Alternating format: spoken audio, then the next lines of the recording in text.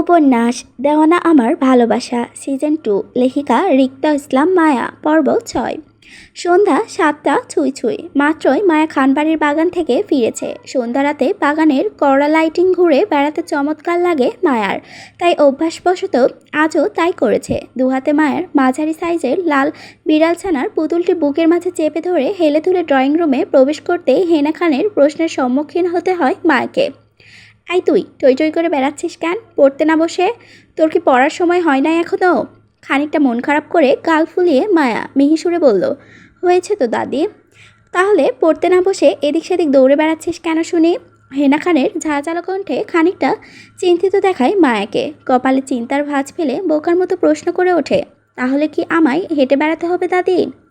মায়ের এমন প্রশ্নে থামেন হেনা খান। মায়ের দিকে কপাল কুঁচকে তাকিয়ে চুপ করে যান, কারণ মায়াকে এই মুহূর্তে আরও কিছু বললে নিশ্চিত মায়ার সেটার রেশ টেনে ইতিহাস রচনা করে আধ্যাত্মিক যুক্তি দেখাবে। তাই তিনি কথা না বাড়িয়ে প্রসঙ্গ পাল্টে বলেন, পড়তে বস তুই, আজ ড্রয়িং রুমেই পড়াবো আমি তোকে। তোর বই সব সোফায় টেবিলে রাখা আছে, গিয়ে পড়তে বস। আমি আসছি তোকে পড়ানোর জন্য, একটু পর। আগে রিতকে কফিটা করে দিয়ে আসি, ছেলেটা বসে আছে কফির জন্য। যা তুই পড়তে বস। হেনা খানের উপদেশমূলক কথাগুলো যেন মায়ার অবধি পৌঁছালো না, বরং অদ্ভুত নজরে ড্যাব ড্যাব করে তাকিয়ে আছে ওনার দিকে। তিনি মায়ের এমন দৃষ্টি মায়া বুঝতে না পেরে কপাল কুঁচকে কিছু বলতে নেবেন তার আগেই মায়া চিন্তিত ভঙ্গিতে বলল, দাদি আই হ্যাভ আ গভীর প্রশ্ন। থমথমে গলায় বলল, কি? অবুজ গলায় কৌতূহল দৃষ্টিতে তাকিয়ে বলল, দাদি তোমাকে তো আমি সকালে ন্যাংরা রেখে গেলাম, কিন্তু বিকাল গড়াতে না গড়াতেই তুমি সশরীরে দাঁড়িয়ে আছো আমার সামনে। তোমার এই অবস্থা কে করলো দাদি? মায়ের কথা মানে বুঝতে পেরে হেনা খান সকালের ঈদের বলা কথাগুলোর পর তিনি আর হুইল চেয়ারে বসেননি, বরং সেটাকে ফেলে দিয়েছেন তখনই। সুস্থ মানুষ হয়েও প্যারালাইজড হওয়াটা ওনার কাছে ভীষণ কষ্টদায়ক ছিল, যেটার থেকে রিত আজ সকালেই মুক্তি করে দিয়েছেন। আজ থেকে তিনি আর কখনোই হুইল চেয়ারে সাহায্য নেবেন না। কিন্তু এই মায়া বিষয়গুলো জানে না, কেউ বলেও নি মায়াকে। মায়া ছোট বিদায় হয়তো সব কিছু ঠিকঠাক বুঝে উঠতে পারবে না, তাই কেউ কিছু জানায়নি। কিন্তু মায়া হেনা খানকে ঠিকঠাক দাঁড়িয়ে থাকতে দেখে কৌতূহল বশত প্রশ্ন করেছে, সেটা ঠিক বুঝতে পেরেছে হেনা খান। তিনি মায়ের মনের অবস্থা বুঝতে পেরে ফুস করে দীর্ঘ নিঃশ্বাস ফেলে বলে ওঠে, পায়ের ডাক্তার দেখিয়ে আজ তাই পা ভালো হয়ে গেছে। ডাক্তার বলেছে বেশি বেশি হাঁটতে, তাই হাঁটা চলাফেরা করছি। আর কিছু বলবি? তাহলে কেন তুমি আগে ডাক্তার দেখালে না দাদি? আমি দেখাইনি, হৃদ দেখিয়েছে ডাক্তার, তাই ভালো হয়ে গেছি আমি। এবার যা তুই, আর কোনো প্রশ্ন করবি না আমায়। কথাগুলো বলে হেনা খান এক প্রকার দ্রুত পা চালিয়ে ড্রয়িং রুমের থেকে প্রস্থান করেন তিনি। মায়াকে কোনোরূপ কিছু বলার সুযোগ দেননি তিনি, কারণ ওনার নিজের কাছেও মায়ের প্রশ্নের উত্তর ছিল না। যদি তিনি এই মুহূর্তে মায়ের সামনে থাকে, তাহলে মায়ের প্রশ্নের ঝুড়িটা আরও ভারী হবে, যেটা তিনি চাচ্ছেন না করতে। মায়া হেনা খানকে পা চালিয়ে চলে যেতে দেখে মুহূর্তেই ঠোঁট উল্টায়। কোনো কিছুর বোধগম্য করতে না পেরে গিয়ে বসে ড্রয়িং রুমের সোফায়। সামনের চোখে এক গাদা নিচের বই দেখে মুহূর্তে মুখ কুচকায় বিরক্তিতে। হাত দিয়ে নেড়ে চেড়ে বইগুলো রেখে দিয়ে পাশ থেকে টিভির রিমোট হাতে নেয়। কোলের উপরে লাল বিড়াল ছানার পুতুলটি চাপিয়ে টিভি অন করে মনোযোগ দেয় সেদিকে। ড্রয়িং রুমের টিভির শব্দ কানে আসতেই কোথা থেকে দৌড়ে আসে মালা। গোল গোল চোখ টিভির দিকে তাকিয়ে ধূপ করে বসে পড়ে মায়ার পায়ের কাছে, নিচে ফ্লোরের উপর। মালার হঠাৎ আগমনে খানিকটা চমকে ওঠে মায়া, চোখ তুলে তাকায় মালার দিকে। মালা টিভির প্রেমিক মানুষ, তাই যখনই টিভির শব্দ তার কানে পৌঁছাবে তখনই সব কিছু ফেলে টিভির সামনে বসে যাবে। এবার তাই হচ্ছে। দৃষ্টি তার সামনের বিশাল বড় টিভির দিকে। মায়া নড়ে চড়ে বসে। ইংলিশ চ্যানেল থাকায় হাতে থাকা রিমোটটা দিয়ে সে চ্যানেল চেঞ্জ করে নিবে তার আগেই চেঁচিয়ে ওঠে মালা, আফামনি চেঞ্জ কইরেন না, এইটা মেলা সুন্দর এহান ছবি। আমি আগেও মেলাবার দেখিছি, এখন আবারও দেখমু। ছবিটা আপনিও দেখেন, সেই এহান দৃশ্য আছে এইটার মধ্যে। আহা, দেখতেই পরানটা জুড়াই যায়। মালার পরপর কথায় ভ্রু কুচকে তাকায় টিভির দিকে। টিভিতে ইংলিশ মুভির দৃশ্য দেখে খানিকটা বিরক্তি প্রকাশ পায় মায়ের চোখে মুখে। আপাতত এইগুলো তার পছন্দ না, সে কার্টুন দেখবে এমনটা মনোভাব স্থির করে। কিন্তু মালার নিষিদ্ধ আজ্ঞায় বিরক্তি নিয়ে বলে যায়, দেখবো না আমি এসব, বুঝি না আমি ইংলিশ কিছু। আপামনি এটা বোঝা লাগবো না, হালি দেখলেই হইব। সেই এহান ছবি কি জানি নামটা মনে আইতাছে না, কি জানি নাম, মনে আইছে, টাইটানিক ছবি। এইটা ছবিটা তো শেষ হয়ে আইছে, শেষ জায়গাটা দেখা চইলা যামো আফামনি, পাল্টায়েন না। এখন দুজন কত রোমান্টিক হইব। ইস, মালার কথার গোল গোল চোখ করে তাকাই সেদিকে। বিশাল বড় টিভির স্ক্রিনে ঝলমল করে উঠে দুজন তরুণ তরুণী জাহাজের চৌড়ায় দুহাত মেলে দাঁড়িয়ে থাকার দৃশ্য। মায়া বিরক্তি নিয়ে তাকিয়ে থাকে টিভির দিকে। সময়ের সাথে সাথে খানিকটা মনোযোগ হয়ে মায়া টিভির স্ক্রিনে তাদের সেই কাঙ্ক্ষিত চুম্বন দৃশ্য আসতেই মুহূর্তেই মুখখানা হা হয়ে যায় মায়ার। চোখ বড় বড় করে তাকায় সেদিকে। অনাকাঙ্ক্ষিত চুম্বন দৃষ্টি টিভির স্ক্রিনে ঝলমল করতে দেখে মুহূর্তে থমকায় হৃদ পেছন থেকে। নিজের রুম থেকে সিঁড়ি বেয়ে নিচে নামছিল কাঙ্ক্ষিত কফির আশায়, কিন্তু ড্রয়িং রুমে এসেই এমন দৃশ্য দেখে থমকে যায়। বিরক্তি নিয়ে কপাল কুঁচকে টিভির চালিত দাতাকে খোঁজার জন্য সামনে দৃষ্টি ফেলতেই চোখে পড়ে নিজের বউকে। সে চমকিত ও আতঙ্কিত অবস্থায় হা হয়ে তাকিয়ে আছে টিভির দিকে। হৃদ রেগে দ্রুতর সঙ্গে মায়ের থেকে রিমোট কেড়ে নিয়ে টিভির অফ করে দেয় মুহূর্তে। আকস্মিক ঘটনায় মায়া ও মালা দুজনেই তাল পাকিয়ে যায়। মালা দ্রুততার সঙ্গে বলে ওঠে, আফামনি টিভি অফ করলেন কেন? তাড়াতাড়ি দেন, আমার চুমুর দৃশ্যটা চইলা যাইতেছে তো। দ্রুতর সঙ্গে বলে উঠল মায়া, আমি অফ করিনি তো। কথাটা বলায় মায়া দ্রুততার সঙ্গে ঘাড় ঘুরিয়ে পাশে তাকাতেই চোখ পড়ল হৃদের রাগান্বিত চেহারা। চোখ মুখ শক্ত করে রক্তচক্ষু তাকিয়ে আছে মায়ের দিকে। মায়া সেদিকে স্থির নয়, হৃদের রেগে যাওয়া বিষয়টি বোধগম্য করার চেষ্টাও করে না। চঞ্চল মায়ার ছোট্ট মাথায় চলছে টিভির সেই চুম্বন দৃশ্যটি, যেটা শুরু হওয়ার আগেই হৃদের জন্য থামতে হয়। দৃশ্যটি শুরু হওয়ার 2-3 সেকেন্ডের মধ্যে হৃদ টিভি অফ করে দেয়, যার জন্য সম্পূর্ণ দৃশ্যটি দেখা হয়ে ওঠেনি কারও। তাই সেই দৃশ্যটি সম্পূর্ণ দেখার তাগিদে মায়ের সঙ্গে সঙ্গে নিজের দু হাতে হৃদের হাত চেপে ধরে রিমোটটি কেড়ে নেওয়ার জন্য জোরাজুরি করতে করতে অবচেতায় বলে উঠল মায়া, ভাইয়া তাড়াতাড়ি দিন না, রিমোটটা বন্ধ করলেন কেন টিভি? আমি দেখব সেটা কি হচ্ছে মেয়েটার। ছেলেটা মেয়েটাকে কামড়িয়ে দিচ্ছে তো। মেয়েটা নিশ্চিত এতক্ষণে কান্নাকাটি শুরু করে দিয়েছে। আমি দেখব তো, আমাকে দেখতে দেন ভাইয়া। আফামনি গো, এটা কামড়ে ছিল না, এটা গভীর চুমু ছিল। এতে কেউ কান্দে না, মায়াও কানবো না, ভালোবাসা পাইব, ভীষণ ভালোবাসা। কথাগুলো বলেই মুহূর্তেই জিভ কেটে মালা সঙ্গে সঙ্গে নিজের দু হাত দিয়ে মুখ চেপে ধরে চোখ উল্টে তাকায় হৃদের রক্তচক্ষুর দিকে, যা মালার দিকেই তাক করা ছিল। মালা শুকনো একটা ঢোক গিলে মায়ের দিকে তাকায়। মায়ের বোকার মতন উত্তর দিতে গিয়ে গড়গড় করে কি থেকে কি বলে ফেলেছে হৃদের সামনেই। হৃদ এবার নিশ্চিত তাকে মাথার উপর তুলে আছাড় মারতে মারতে নাড়িভুড়ি সব বের করে ফেলবে, আর সেই নাড়িভুড়ি সহ তাকে বেঁধে বুড়িগঙ্গায় ফেলে আসবে এবার। কথাগুলো ভাবতেই আবারও কেঁপে ওঠে মালা। ভয় শুকনো ডুব গিলে বার কয়েক। মায়া তখনও জোরাজোরি করছিল হৃদ থেকে রিমোটটা নেওয়ার জন্য, কিন্তু মালা কথাগুলো কানে আসতেই মুহূর্তে থেমে গিয়ে অবাক হয়ে বলে ওঠে, এইভাবে কেউ চুমু খায় বুঝি? মালা মুখ চেপে ধরার অবস্থায় মাথায় নড়ায়, যার অর্থ হ্যাঁ খায়। মালাকে মাথা নাড়তে দেখে বলে ওঠে, তাহলে আমি খাবো একটা, আয় তোকে খাবো। মালা দুহাত মুখ চেপে চিটকে দুকদম পেছনে গিয়ে ওঠে। ছি ছি আপামনি, কি কন এইগুলা? এসব মায়া মানুষে খাওয়ান যায় না, পোলাপান মানুষ লাগে, নয়তো ভালোবাসার মানুষ লাগে। আমি হইলাম নিরীহ মায়া মানুষ। এখন যদি আপনার হতে চুমুর ভার্জিনিটি নষ্ট হইলে স্বামীরে কি দেবো আমি? গভীর চিন্তা গলায় বলল, আমার কি তাহলে এখন একটা বিয়ে করতে হবে চুমু খাওয়ার জন্য? মায়ার বোকা কথার তালে মালার বেসামাল উত্তর দিয়ে যাচ্ছে একের পর এক। হৃদ নিজেকে আর কন্ট্রোল করতে না পেরে নিজের হাতের রিমোটটা সজোরে আছাড় মেরে ফ্লোরে। সাথে সাথে শব্দ খণ্ডিত হয়ে রিমোটটা ফ্লোরের চারপাশে দূর দূরান্তে ছড়িয়ে ছিটিয়ে এলো পাতারি। হৃদের এমন কাণ্ডে মুহূর্তে উল্টে দৌড় লাগায় মালা। ভয়ে কণ্ঠে চিৎকার করে হেনা খানকে উদ্দেশ্যে বলে, ম্যাডাম গো বাঁচাও। মায়া ভয়ে চমকে ওঠে। হৃদের হঠাৎ রেগে যাওয়ার ভয়ের আড়ষ্ট হয়ে আসে মায়া। হৃদের কোনো রূপ রাগের সাথে মায়া পূর্ব পরিচিত নয়। প্রচণ্ড ভয় নিয়ে চোখ তুলে তাকায় হৃদের দিকে ভয়ার্ত দৃষ্টিতে। হৃদ চোখ মুখ শক্ত করে রক্তচক্ষে তাকায়ে আছে মায়ের দিকে। হৃদের চোখে নিজের চোখ পড়তেই ভয় চোখ নামিয়ে নেয় মায়া। ভয়ে সেটিয়ে গিয়ে মাথা নিচু করে দাঁড়িয়ে পড়ে মায়া হৃদের সামনে। হৃদ মায়াকে ভয় পেতে দেখে হৃদের দু হাত দুটো মুষ্টিবদ্ধ করে নেয়, সাথে সাথে চোখ বন্ধ করে বুক ফুলিয়ে নিঃশ্বাস নেওয়ার মধ্য দিয়েই কিচেন রুম থেকে দৌড়ে আসে হেনা খান। মালার চিৎকারে চোখের সামনে হৃদ মায়াকে কাছাকাছি দাঁড়িয়ে থাকতে দেখে দৌড়ে যান তিনি মায়ের পাশে। দুহাত মায়াকে জড়িয়ে ধরে বুকে টেনে তাকায় হৃদের দিকে ভয়ার্থ দৃষ্টিতে। হৃদের রাগান্বিত ফেস দেখে বুঝতে পারে হৃদ কোনো কিছু নিয়ে ভীষণ রেগে আছে, আর সেটা অনায়াসে মায়াকে নিয়ে হবে সেটা বোঝার বিন্দুমাত্র বেগতিক হয়নি ওনার। তাই ভয়ে আড়ষ্ট হয়ে আরও খানিকটা শক্ত করে জড়িয়ে নেন মায়াকে। তিনি হৃদের রাগ সম্পর্কে অবগত, কিন্তু ছোট মায়া নয়।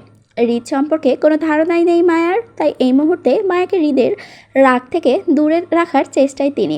ভয়ে সিকরি ভেজা কণ্ঠে বলে উঠল হেনা খান, কি হয়েছে হৃদ? মায়া কি বেয়াদবি করেছে তোর সাথে?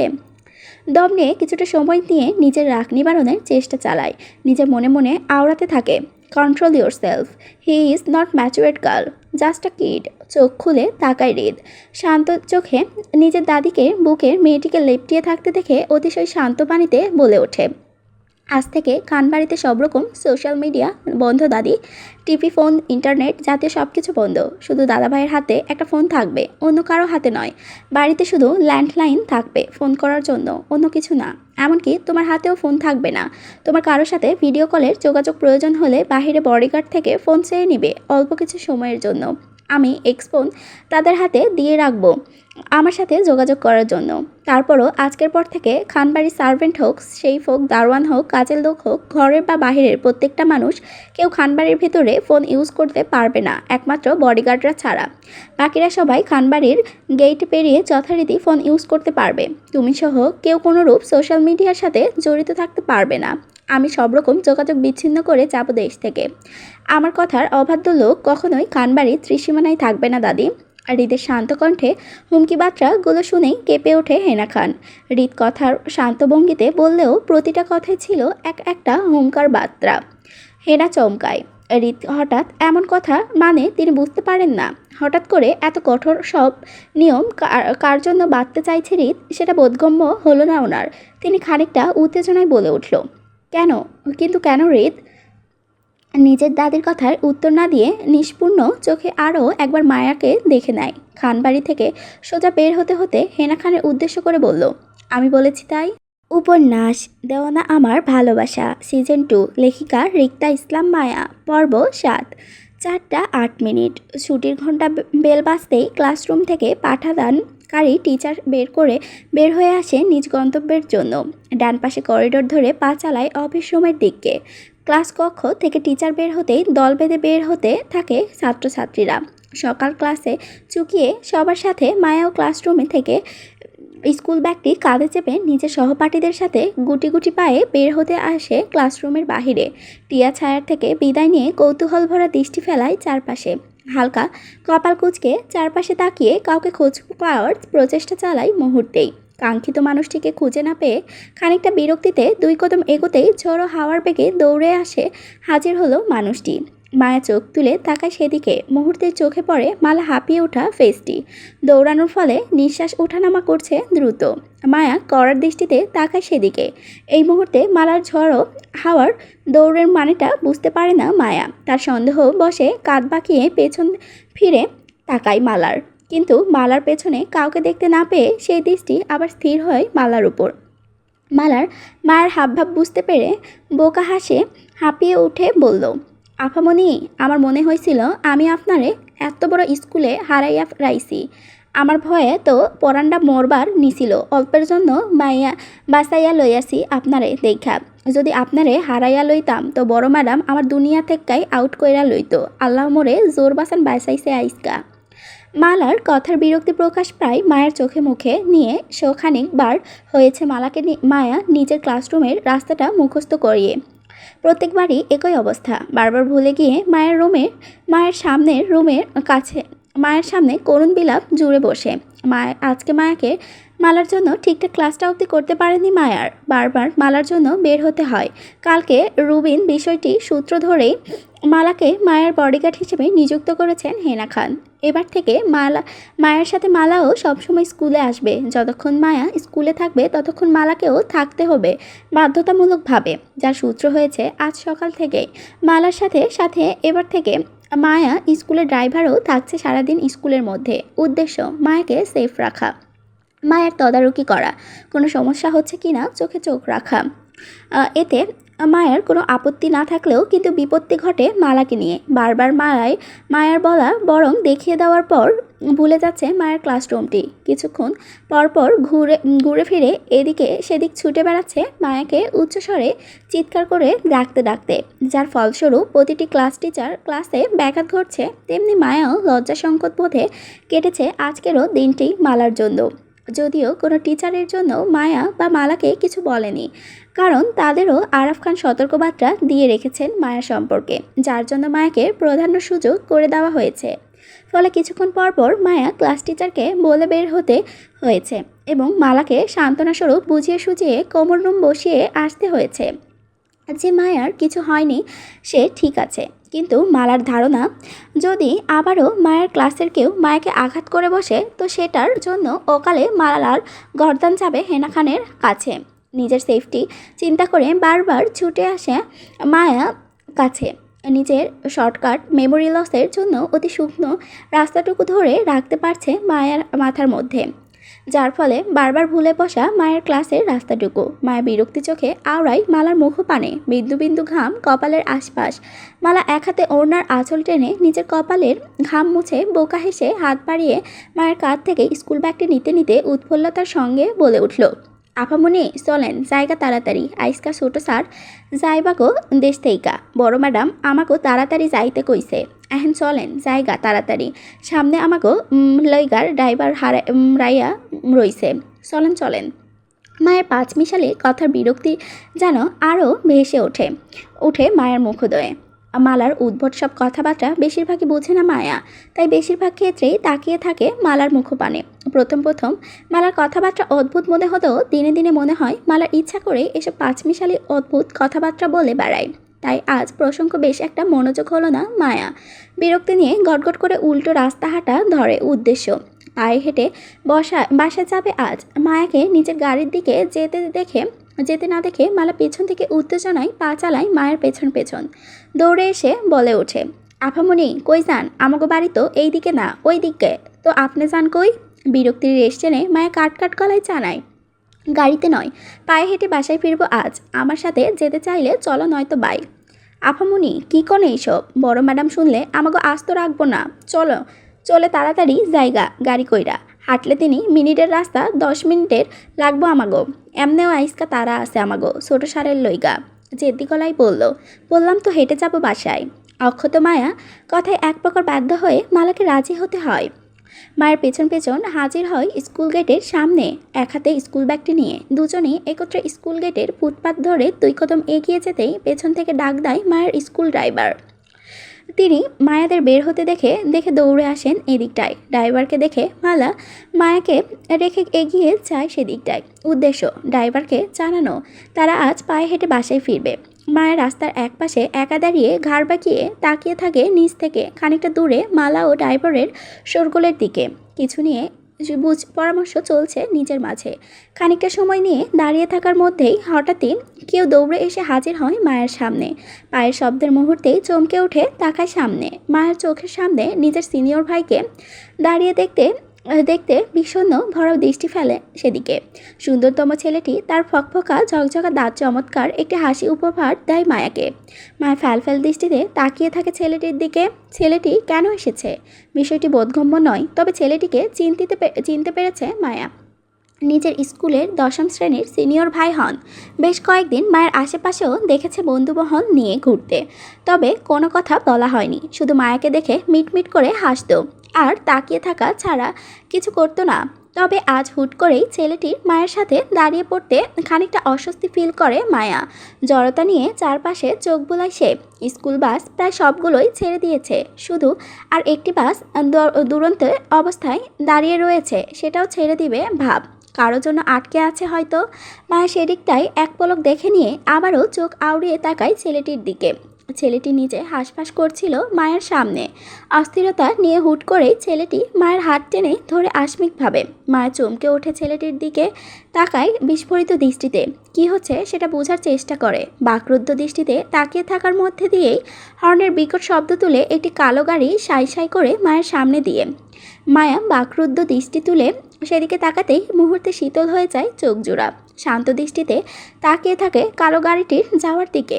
মায়া চীনা পরিচিত সেই কালো গাড়িটি গত 2 দিন ধরেই দেখে আসছে খানবাড়িতে। এটি হৃদের গাড়ি।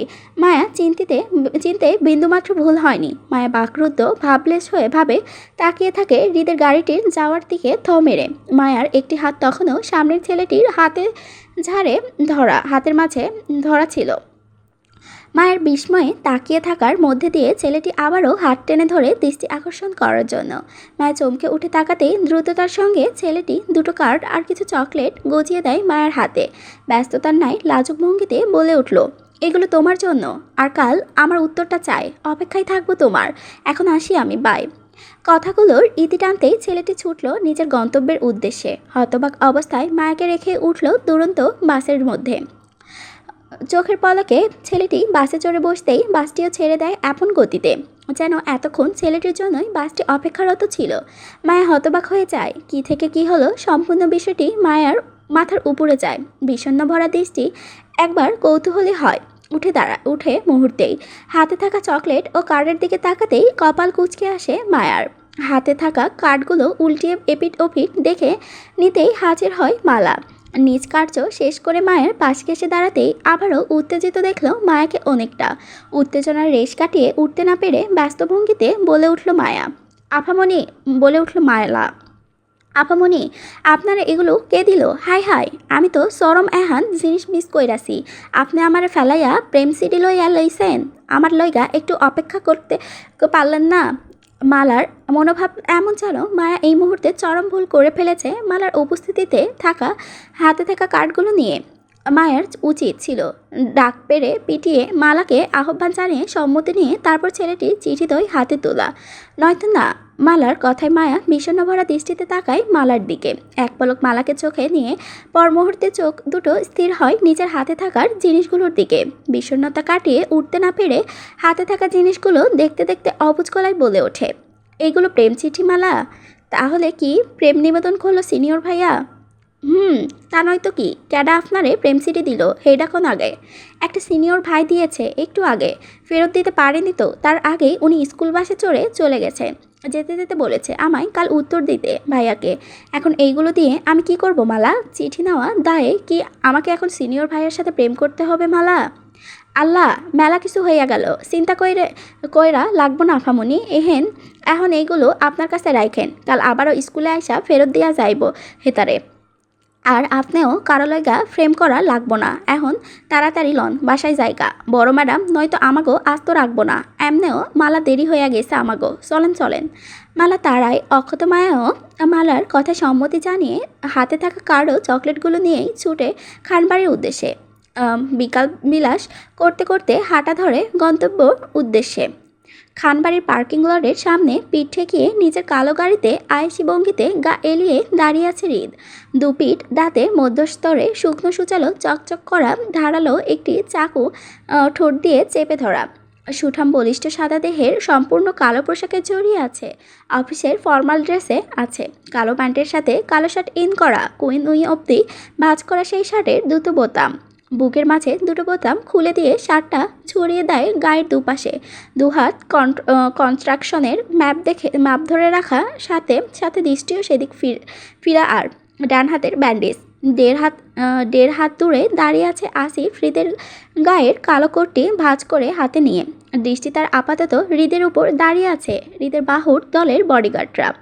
মেয়েলি গুনগুন শব্দ কানে আসতেই কন্ট্রাকশনের ম্যাপ হাতে চোখ তুলে তাকায় সামনে। সদ্য খানবাড়ির বিশাল গেটে ধরে মালা ও মায়া পায়ে হেঁটে প্রবেশ করছে। দুজনেই প্রাণবন্তর হেসে কথা বলছে একে অপরের সাথে। হৃদ সেদিকে তাকিয়ে খানিকটা কপাল কুঁচকায় আসে মায়াকে দেখে। হৃদের দৃষ্টি অনুসরণ করে আসিফ তাকায় সেদিকে। এক পলক তাকিয়ে থেকে পুনরায় দৃষ্টি স্থির করে হৃদের দিকে। হৃদ দৃষ্টি সরিয়ে পুনরায় কন্ট্রাকশনের ম্যাপ দেখে আগের নয় অ্যাটিটিউড, দাম্ভিকর্য যেন হৃদের রন্ধ্রে রন্ধ্রে প্রকাশ পাচ্ছে তীব্রভাবে।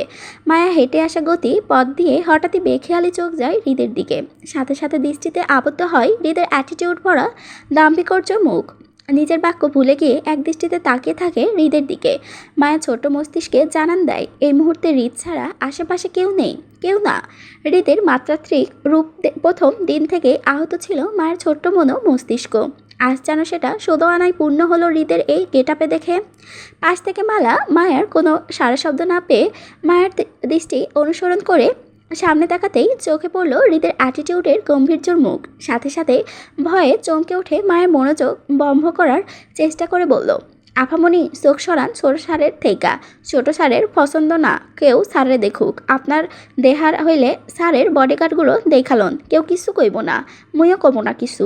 তাও ছোট সারে দেখা যাইব না। দেখেন না সারের মুখে ছুরি লইয়া রাখছে। ছোট সার মেলা ডেঞ্জারাস এহান মানুষ।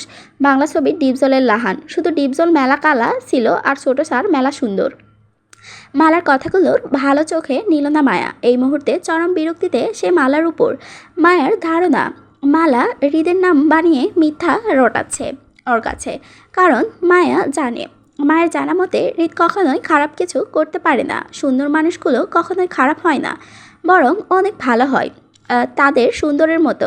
হৃদও ঠিক তাই। হৃদ কখনো খারাপ কিছু করতে পারে না, আর না করতে জানে। তাই কই মায়া তো কখনো শোনেনি হৃদ খারাপ লোক, আর না দেখেছে হৃদকে খারাপ কিছু করতে। তাহলে কেন সে অন্যের কথাই সুন্দর মানুষকে ভুল বুঝতে খারাপ বলে জানাবে?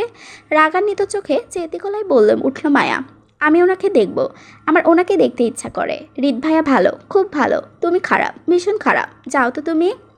আস্তাক ফিরুল্লাহ আফামনি, ভালো কথা কইলেও দোষ। আল্লাহ ভালার জামানা কি শেষে আয়া গেল নাহি দুনিয়া থেইকা? মুই কি ভুলভাল জায়গায় আয়া পড়ছি? মোর তো ভালা মানুষ কি দুনিয়ার আর জায়গা আইব না? না। মালার পরপর কথায় এবার বড্ড বিরক্তি প্রকাশ পায় মায়ের চোখে মুখে। আপাতত সে হৃদকে নিয়ে কোনো প্রকার বাজে কথা শুনতে ইচ্ছুক না। তাই মায়ের এত রাগ ও বিরক্তিতা মালাকে ঘিরে। কথা না বাড়িয়ে মালার হতাশার মুখপান থেকে দৃষ্টি সরিয়ে পুনরায় তাকায় হৃদের দিকে। এবার মালার কথা অনুযায়ী হৃদের ঠোঁট চেপে ধরে রাখা সুচালো চকচকে চাকুটির দিকে তাকায়। মুহূর্তে আটকে ওঠে মায়া ভয়ে। হিম ধরা চায় সারা শরীর জুড়ে। মায়া কখনো হৃদের এই রূপ দেখেনি গত দুদিনে। হৃদকে কখনো ছুরি চাকু মুখে নিয়ে রাখতে দেখেনি, এভাবে আজই প্রথম। তাই ভয়ভীতি জড়তা কাজ করছে নিজের মধ্যে। সে রাতেও হৃদের হালকা রাগের শিকার হয়েছিল টিভি দেখা নিয়ে।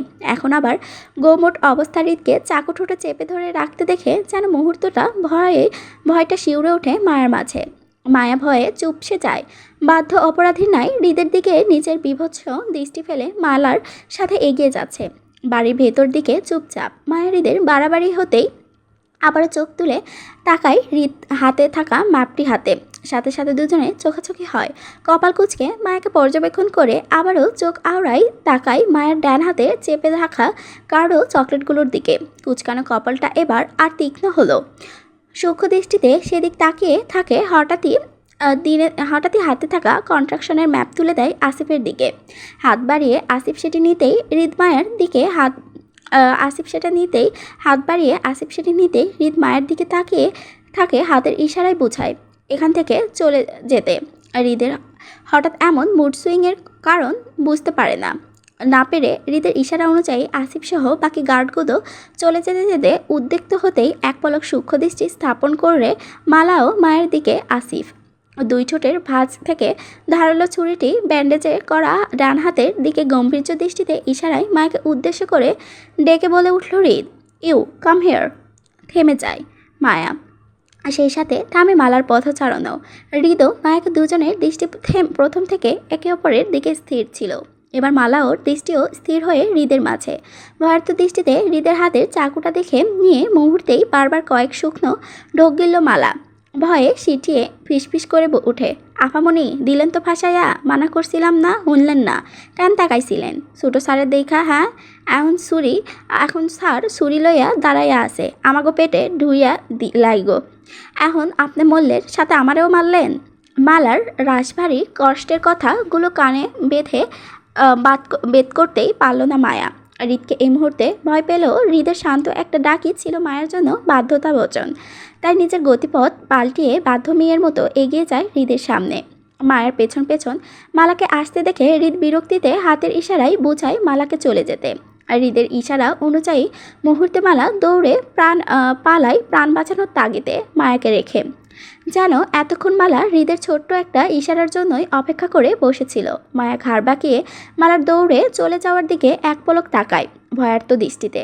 পর মুহূর্তেই নিজের দৃষ্টি সরিয়ে আবারও তাকায় হৃদকে হৃদের বিরক্তি মাখা মুখশ্রীতে সাথে সাথে আবারও চোখাচোখি হয় দুজনের। মায়া নিজের দৃষ্টি সরিয়ে বাধ্য মেয়ের ন্যায় দুকদম এগিয়ে এসে হৃদের দিকে মুখোমুখি হয়ে দাঁড়ায় নিচু করে। হৃদ বিরক্তি কপাল কুঁচকে চোখ আউড়ে মায়াকে উপর থেকে নিচ অব্দি পর্যবেক্ষণ করে। হাত চেপে ধরে রাখা গিফটগুলো দেখে নিতে শানিত শান্ত ভেজা গলায় বলে উঠল হৃদ। হাতে কি? ইতস্তস্ত গলায় নিচে সরে। পেয়েছি এটা। নিজের একটা ভ্রু উঁচু করে বলে উঠল হৃদ। পেয়েছেন নাকি দিয়েছে কেউ? দিয়েছে। স্বামী থাকা সত্ত্বেও নিয়েছেন? এই মুহূর্তে হৃদের স্বামী থাকা মানে বুঝতে উঠতে পারছে না মায়া। বিয়ে ছাড়া স্বামী হয় না এই বিষয়টা মায়ের বোধগম্য, কিন্তু মায়ার কখনো বিয়ে হয়েছে কিনা সেই বিষয় বোধগম্য নয়। হৃদের সাথে বাচ্চাকালের পুতুল বিয়ে সে বাচ্চাকালেই ভুলে বসে আছে, জানা নেই বিষয়টি। আর না পরিবারের কেউ মায়াকে এই বিষয়ে জানানোর প্রয়োজন বোধ করেছে। খানবাড়িতে আসার প্রথম রাতে যাও হেনা খান মায়াকে জড়িয়ে ধরে একবার বলেছে হৃদের বউ বলে সম্বোধন করেছিল, কিন্তু হৃদ ফিরে আসার সাথে সাথে মায়াকে আবারও জানানো হয় সে কারো বউ নয়, হৃদেরও না। হেনা খান সেদিন এমনটাও করেছিল হৃদ থেকে মায়ের আসল পরিচয়টা গোপন রাখতে জন্য, যাতে হৃদ মায়ের সম্পর্কে সত্যটা অবগত হতে না পারে। কিন্তু ততক্ষণে হৃদের মায়ের সত্যটা সম্পর্কে অবগত হয়ে গিয়েছিল। হেনা খানের বলা উক্তিতে ভিত্তি করে মায়া নিজের অবুঝতায় বিপদ ডেকে এনে সহজ সরল স্বীকারোক্তি হৃদকে বলে উঠল। আমার স্বামী নেই তো, দাদি বলেছেন আমি সিঙ্গেল। কপাল কুঁচকে বলে ওঠে, তাই? সিঙ্গেল আপনি? সিঙ্গেল হলেই আপনাকে সবার থেকে সব কিছু নিতে হবে? মাথা নাড়িয়ে সম্মতি আস্তে করে বলে, শক্ত গলায়। ছেলেটাকে? সিনিয়র ভাইয়া একটা। নিজের করা প্রশ্নে মায়ের সহজ সরল স্বীকারোক্তিতে বিরক্তিটা যেন আরও বাড়ে হৃদের। রাগে চোয়াল শক্ত হয়ে আসে।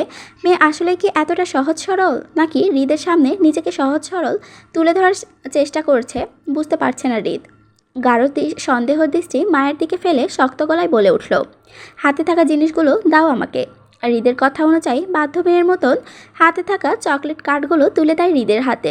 হৃদের হাতে থাকা ছুরিটির গাড়িটির উপর রেখে হাত বাড়িয়ে মায়ের হাতে থাকা সেগুলো নেয়। চকলেটগুলো এক পলক দেখে নিয়ে দৃষ্টি স্থির করে লাল গোল্ডেন সংমিশ্রণে বড় দুটো কার্ডের দিকে হাতের ভাঁজে রেখে কার্ডগুলো উল্টিয়ে চোখ বুলিয়ে কার্ডের ভেতরে লেখা প্রেমপত্রের দিকে হৃদ সুপ্ত দৃষ্টিতে সেকেন্ড 10 একই প্রেমপত্রের চোখ স্থির করে মুহূর্তে হাঁক ছেড়ে আসিফকে ডেকে বলে উঠল হৃদ, আসিফ, সাবান, পানি, টাওয়াল, সাবলন, স্যানিটাইজার সব কিছু 2 মিনিটের মধ্যে চাই আমার। Do it fast. হৃদের হাঁক ছেড়ে গলার শব্দের মুহূর্তে কেঁপে ওঠে মায়া। ভয়ে জড়সড় হয়ে দাঁড়িয়ে চোখ তুলে তাকাত হৃদের দিকে। আর হৃদের এক মুহূর্তে রাগান্বিত দৃষ্টি মানে বুঝতে না পেরে আবারও মাথা নিচু করে দাঁড়িয়ে পড়ে হৃদের সামনে। অপরাধী নাই ধীর গলায় বলল, আমি দাদি যাব ভাইয়া। উত্তর করল না হৃদ। মায়ার হৃদের উত্তর না পেয়ে চুপচাপ দাঁড়িয়ে থাকে হৃদের সামনে ভয়ে সিটিয়ে। হৃদের কথা অনুযায়ী মিনিট 2-1 মধ্যেই সব কিছু নিয়ে হাজির হয় আসিফ। সার্ভেন্ট দিয়ে একে একে সব কিছু আনিয়ে রাখে হৃদের সামনে। হৃদের দৃষ্টি অনল মায়ার দিকে, চোখ মুখ শক্ত করে তাকিয়ে আছে। হাত বাড়িয়ে আসিফের দিকে চকলেট কার্ডগুলো দিতে দিতে ভরাট গলায় বলল, আসিফ, চিঠিগুলো রাখতো। রাত জেগে চিঠিগুলো বসে পড়ে দেখতে হবে আমায়। চিঠিতে কোনো প্রকার ভুল আছে কিনা সেটাও যাচাই করতে হবে তো, বিশেষ প্রয়োজন আছে না, তাই না? ভুলভাল চিঠিতে তো আর প্রেম নিবেদন হয় না, তাই চিঠির মালিককে বাজিয়ে সংশোধন করে তারপর না হয় তোর ম্যাডামকে দেওয়া যাবে। তাই এই প্রেম নিবেদন চিঠিখানা ততক্ষণ না হয় আমার কাছেই থাকুক। হৃদের কথার মানে বুঝতে পেরে মুহূর্তে আসিফ বলে উঠল, জি ভাই, হয়ে যাবে। কথাগুলো বলেই আসিফ প্রস্থান করে সেখান থেকে দ্রুততার ন্যায়। হৃদ দক্ষ হাতের সাথে সাথে মায়ের ডান হাতটা টেনে সাবান স্যাবলন মিশ্রিত পানির ঠান্ডা পানিতে চুবিয়ে চেপে ধরে শক্ত করে। হৃদের আকস্মিক ঘটনায় মায়া ভরকে গিয়ে তাল সামলাতে না পেরে সাথে সাথে বসে পড়ে নিচে। নিজের বাম হাতে হৃদের এক হাতে খামচি দিয়ে ধরে ব্যথায় কুকড়ে উঠে বলল, ভাইয়া, আমি ব্যথা পাচ্ছি তো, ছাড়ুন আমাকে। কথাগুলো কানে ঢুকলো না হৃদের। হৃদ নির্মলতার ন্যায় শক্ত হাত জুড়ে ঘষামাচা করে মায়ার হাত দুটি পরিষ্কার করতে থাকে। দলা বেঁধে চিবানো সব মায়ের হাতে লাগানো, যেটা হৃদ এই মুহূর্তে ঘষে ঘষে তোলার চেষ্টা করছে। মায়ের নরম তুলতুলে হাতটি হৃদের শক্ত হাতের বন্ধনে পরে লাল টকটকে আবরণ ধারণ করে। একটা সময় মায়া ব্যথায় কাতর হয়ে ভয়ে ঠোঁট ফুলিয়ে কেঁদে ওঠে হৃদের সামনে। মায়ের কান্নায় বিরক্তি চোখে এক পলক দেখে নিয়ে নিজের কাছে মনোযোগী হয় হৃদ। একটা সময় নিজের কাজ শেষ করে পুনরায় মায়াকে টেনে আবারও দাঁড় করায়। সার্ভেন্টের হাতে থেকে টাওয়াল নিয়ে মায়ার হাতটি ভালোভাবে মুছে দিয়ে সেখানটায় জোরপূর্বক জোরে স্যানিটাইজার ঘষে দেয়। মায়ার ব্যথায় জড়জড়িত হয়ে বাম হাতে নিচের মুখ চেপে ধরে কান্নারত অবস্থায় অনবরত। আর হৃদের হঠাৎ রেগে যাওয়ার মায়ার কাছে সম্পূর্ণ নতুন, সাথে নিষ্ঠুরতম আচরণও। হৃদকে ঘিরে এবার মায়ের ছোট্ট মন ক্ষুদ্র ক্ষুদ্র ভয়ে পাহাড় জমা হচ্ছে। হৃদকে খারাপ লোকের দলে ফেলতে চাচ্ছে, ভীষণ রকমের খারাপ লোক মনে হচ্ছে মায়ার। হৃদ চোখ ঘুরিয়ে সার্ভেন্টকে ইশারা করে চলে যেতে বলে। আর হৃদের ইশারা অনুযায়ী সার্ভেন্ট চলে যেতেই হৃদ শক্ত গলায় কাটকাট করে চালায়, লুক, আমার ব্যবহৃত টিস্যুও কারো স্পর্শ পছন্দ নয় আমার। সেখানে তোমার হাত অন্য কারো স্পর্শ থাকবে, সেটা মেনে নেওয়ার ছেলেও আমি নয়। আজ বলছি বোঝানোর খাতিরে, কাল কিন্তু বলবো না। কাল হিতে বিপরীত কিছু ঘটবে। নিজের জিনিসগুলোর প্রতি বরাবরই সচেতন আমি। তুমি আমার জীবনে অনাকাঙ্ক্ষিত অপছন্দের মানুষ হলেও এই মুহূর্তে প্রত্যক্ষ বা পরোক্ষভাবে আমার সাথে জড়িত আছো। যতদিন না পর্যন্ত আমি তোমাকে মুক্তি দিচ্ছি ততদিন পর্যন্ত অন্য কারো ছোঁয়া জিনিস শরীরে পছন্দ নয় আমার। অন্যের ব্যবহৃত জিনিস হৃদ খান ব্যবহার করে না, বরং হৃদ খানের ছুঁড়ে ফেলা জিনিস মানুষ কুড়িয়ে নেয়। তোমার ক্ষেত্রেও তাই। তোমাকে ছুঁড়ে ফেলার পর তুমি যা খুশি করতে পারো, আই ডোন্ট কেয়ার। তোমার 18 বছর হলে ডিভোর্স পেয়ে যাবে তুমি, ততদিন তোমাকে সেফ রাখার দায়িত্ব আমার। আমার বউয়ের শরীরে অন্য ছেলেদের স্পর্শ থাকবে, এটা চরম ইগোতে লাগবে আমার। হৃদ খানের ইগোতে লাগা তার নীতির বাহিরে। ডিভোর্সের পর এক ছেলের সাথে নাকি শত ছেলের স্পর্শ তোমার নিজের শরীরে মাখবে, সেটা তোমার ব্যক্তিগত ইচ্ছা, তাতে আমার বিন্দুমাত্র ইন্টারেস্ট নেই। কিন্তু আমার নাম জড়িত থাকা অবস্থায় অন্য কোনো কিছু মেনে নিব না আমি। Got it. উপন্যাস দেওয়ানা আমার ভালোবাসা, সিজন 2, লেখিকা রিক্তা ইসলাম মায়া, পর্ব 8। ক্ষুদ্র ক্ষুদ্র ভয়ে একে একে আকাশ সমান ভয় জমা হচ্ছে মায়ের ছোট্ট মনে হৃদের জন্য। অবুঝ অচেতন মনটা আজ পিছিয়ে উঠেছে হৃদের আপত্তিকর আচরণে। বিষণ্ণতায় ঘেরা মায়ের মন কৌটাতে। মায়া চেনা জানা হৃদ ভালো ভাইয়া থেকে খারাপ ভাইয়াতে রূপান্তরিত হচ্ছে একটু একটু করে। মায়ার গত 2 দিনের চেনা জানা হৃদ ভাইয়া আজ মায়ার ভয় আর আতঙ্কের কারণ হয়ে উঠেছে। ছোট্ট মস্তিষ্কে জানান দিচ্ছে হৃদ ভাইয়া ভীষণ খারাপ। হৃদের শান্তশিষ্ট আচরণগুলো যেমন মায়া মন ছুঁয়ে পড়েছিল, তেমনি হৃদের হঠাৎ রেগে ওঠা যাওয়াটাও মায়ের ছিল বিধ্বস্ততার কারণ। হৃদের প্রতি থাকা মায়ার মনের সুপ্ত অনুভূতিগুলো ধীরে ধীরে সরে সেখানটায় কালো মেঘের মতো ছেয়ে যাচ্ছে রাশভারী ভয়রা। মায়ার ভীষণ ভালো হৃদ ভাইয়া আজ ভীষণ খারাপ ভাইয়ার রূপ নিল। মায়া তটস্থ, সেই সাথে আতঙ্কিত। হঠাৎ হৃদ সামনে পড়ে যাওয়ার ভয়ে সিটিয়ে জড়সড় হয়ে দাঁড়িয়ে আছে হেনা খানের শাড়ির আঁচল ধরে। ধাতস্থ হয়ে ভয় ভয় নজর চারপাশ বোলাচ্ছে ক্ষণকালে।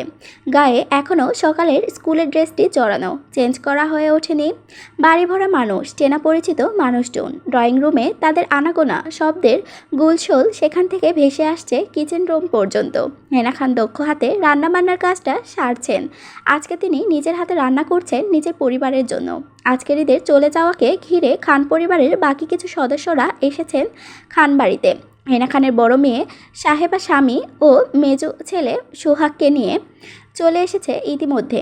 আসাটা খানিক ঘন্টা পেরিয়েছে। যথারীতি আরাব খানের সাথে ড্রয়িং রুমে বসে আড্ডায় মনিত সাহেবা ও তার 2 কন্যা থাকলেও তার আপাতত দেশের বাহিরে আছে পড়ার সুবাদে। স্বামী ছেলেকে নিয়ে আপাতত তার বসবাস বাংলাদেশে, তবে বছরে বার কয়েকবার লন্ডনে 2 মেয়ের কাছে গিয়ে ঘুরে আসেন সপরিবারে।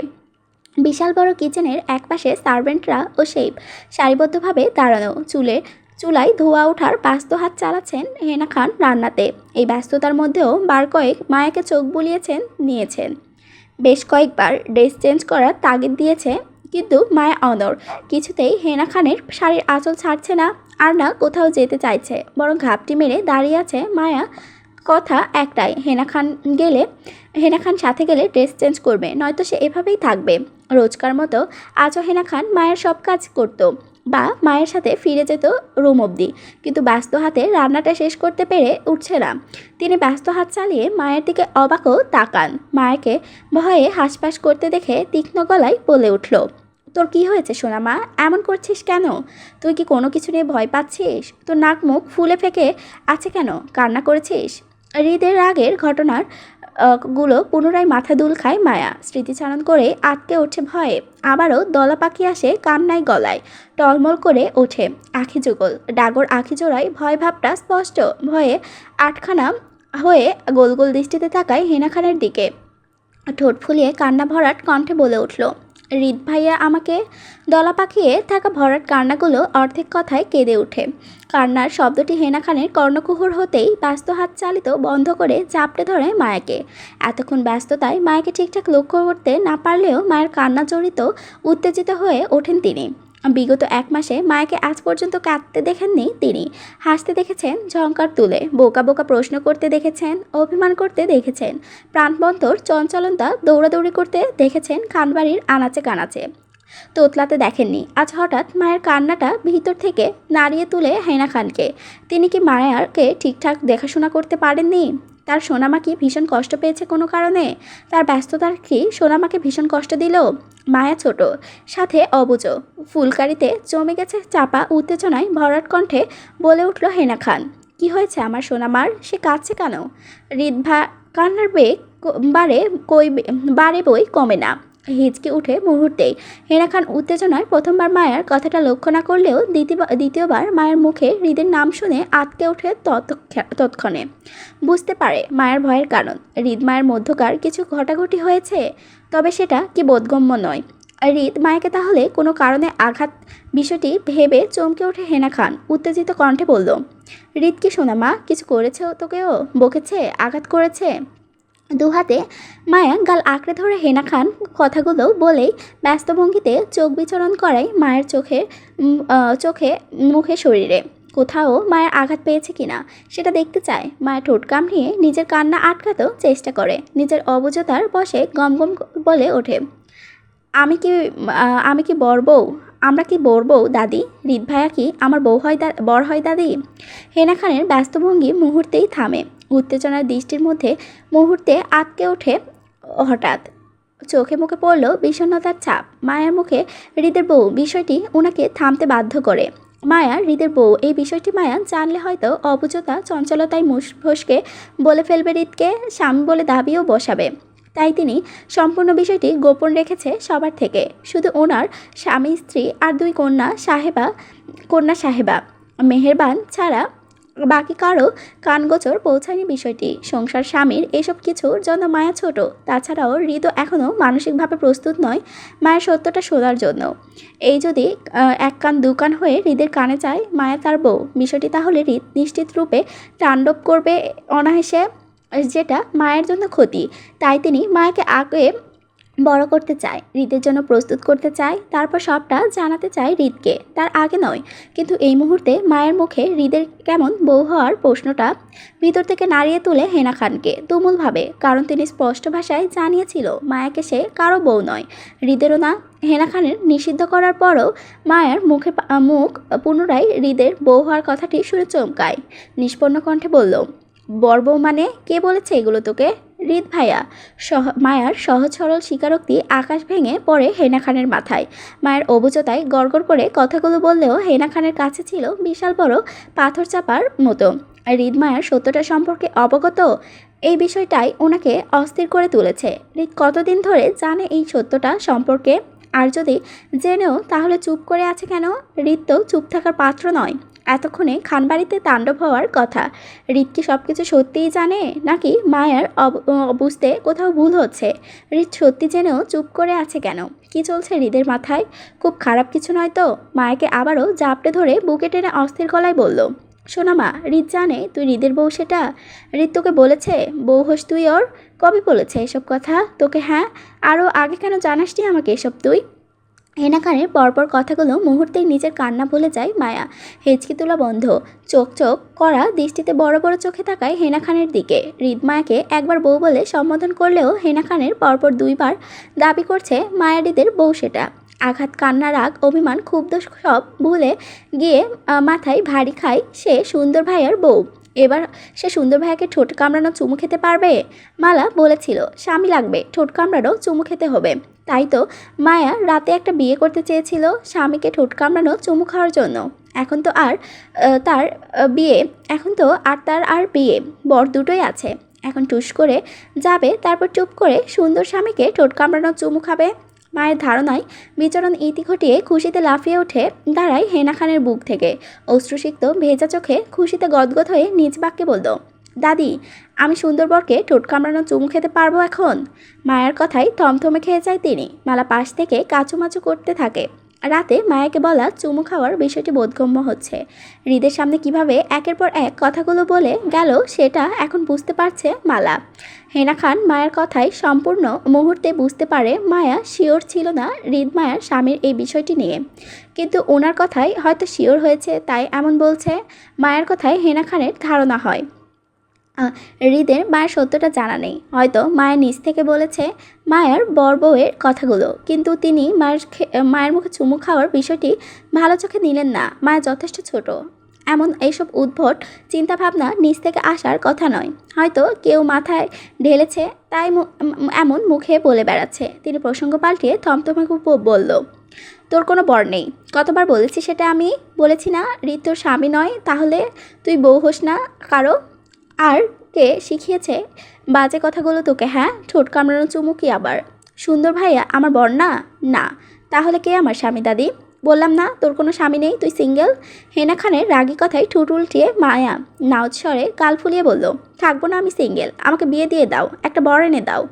মায়ার বিষণ্ণ ভরা দৃষ্টিতে ফেলা করে তাকিয়ে আছে হেনা খান। হুটহাট মায়ার বিয়ের আবদারের কারণটা বুঝতে পারছে না তিনি, তাই কপাট রাগ দেখানোর চেষ্টা করে বলল, তোর বিয়ের বয়স হয়েছে যে আমি তোকে বিয়ে দিব এখন? হ্যাঁ, এসব শিখেছিস স্কুলে গিয়ে তুই? তুমি 13 বছরে বিয়ে করে স্বামী পেলে, আমি কেন 15 বছরে স্বামী পাবো না দাদি? তোমার থেকে আমি 2 বছর এগিয়ে আছি, তারপরও তুমি জাতিভেদে বৈষম্যের সহিংসতার ভেদাভেদ সৃষ্টি করছো দাদি। এতে ঘোর দুর্নীতির বহিঃপ্রকাশ করছে। তুমি দুর্নীতিবাজ হয়ে গেছো দাদি, আমার সাথে ঘটায় ঘটায় দুর্নীতি করছো। তেতে উঠে বলেন, বেশ করেছি, দুর্নীতিবাজ হয়েছি। কথাকার কথা কোথায় টেনে টুনে নিয়ে যাচ্ছিস? তোর বয়স হয়েছে, তোকে আমি বিয়ে দিতাম। হ্যাঁ, আগে তোর 20 বছর হোক, তারপর চিন্তা ভাবনা করে দেখা হবে কি করা যায়। মন খারাপ করে গাল ফুলিয়ে বলল, একটা বিয়ে, একটা চুমু খাওয়ার জন্য আমাকে আরও 5 বছর অপেক্ষা করতে হবে দাদি? খানিকটা রেগে চোখ পাকিয়ে বলল, এই তোকে আজকাল এসব আজে বাজে কথা শেখায় কে? চুমু খাওয়ার জন্য বিয়ে করতে হয়, এসব কথা কে বলেছে তোকে? নির্বাক এক বাক্যে মায়া তো বলল।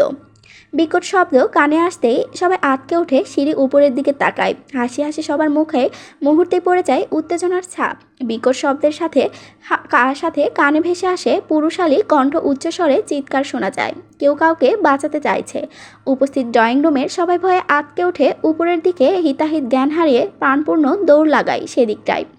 টান টান উত্তেজনায় আরাফ খানের পেছন পেছন বাকিরাও দৌড়ে যাচ্ছেন সিঁড়ি বেয়ে উপরের দিকে চিৎকারের উৎস ধরে। হেনা খান ব্যস্ত হাতে আবারও রান্নায় কাজ চালাচ্ছিলেন। হঠাৎ পুরুষওয়ালী কণ্ঠের চিৎকার কানে আসে। ধোঁয়া উড়িয়ে দেওয়া রান্নাটা খুন্তিটা মুহূর্তেই থামে। এক প্রকার দৌড়ে চলে যায় দোতলার দিকে। পেছন পেছন বাকি সার্ভেন্টরাও দৌড়ায়, উদ্দেশ্য মূল গন্তব্যে পৌঁছানো। সবাই সিঁড়ি বেয়ে উপরে উঠতেই থমকে দাঁড়ালো, থেমে যায় পা দুটো আপনা আপনি। সামনের ভয়াবহ বিধ্বস্ত ধ্বংসাত্মক অবস্থায় কম্পন সৃষ্টি হয় সবার ভেতরে। ভয়রা দলবাঁধা পাকিয়ে আসে, গলা শুকিয়ে কাটকাট হয়ে যায় সবাই। হেনা খান সব প্রাণপূর্ণ দৌড়ে আসে দোতলায়, হাঁপিয়ে ওঠে সবার পেছন থেকে। সামনে তাকাতেই নিস্তব্ধ হয়ে যায় তিনি, পাথর মূর্তির মতো দাঁড়িয়ে পড়ে জায়গাটায়। কয়েক সেকেন্ডের দম নিয়ে চিৎকার করে উঠে শক্তি দিয়ে হিতাহিত জ্ঞান হারিয়ে দৌড়ে যায় মায়ার নিতান্ত ফ্লোরে পড়ে থাকা দেহটার দিকে। জাপটে তুলে নেয় মায়াকে নিজের কোলের উপর, চিৎকার করে কান্না করতে থাকে বুক ফুলিয়ে। মায়া ঠোঁট নাক কপাল দিয়ে অনবরত রক্ত ঝরছে। তার ঠিক সামনে দাঁড়িয়ে আছে হৃদ, দুহাত মুষ্টিবদ্ধ করে রাগে রিরি করছে। অগ্নিকুণ্ড ধারণ করে আছে এই মুহূর্তে। দুই চোখ থেকে যেন অগ্নির লালা ঝরছে ক্ষণে ক্ষণে। অসম্ভব লাল লাল দুটো চোখ মায়ের ফ্লোরে পড়ে থাকা দেহটির দিকে তাক করা। উপন্যাস দেও না আমার ভালোবাসা সিজন 2 পর্ব 9 লিখেছেন রিক্তা ইসলাম মায়া। একজোড়া ভয়ার্ত চোখ গোল গোল দৃষ্টি বোলায় ড্রয়িং রুমের চারপাশে।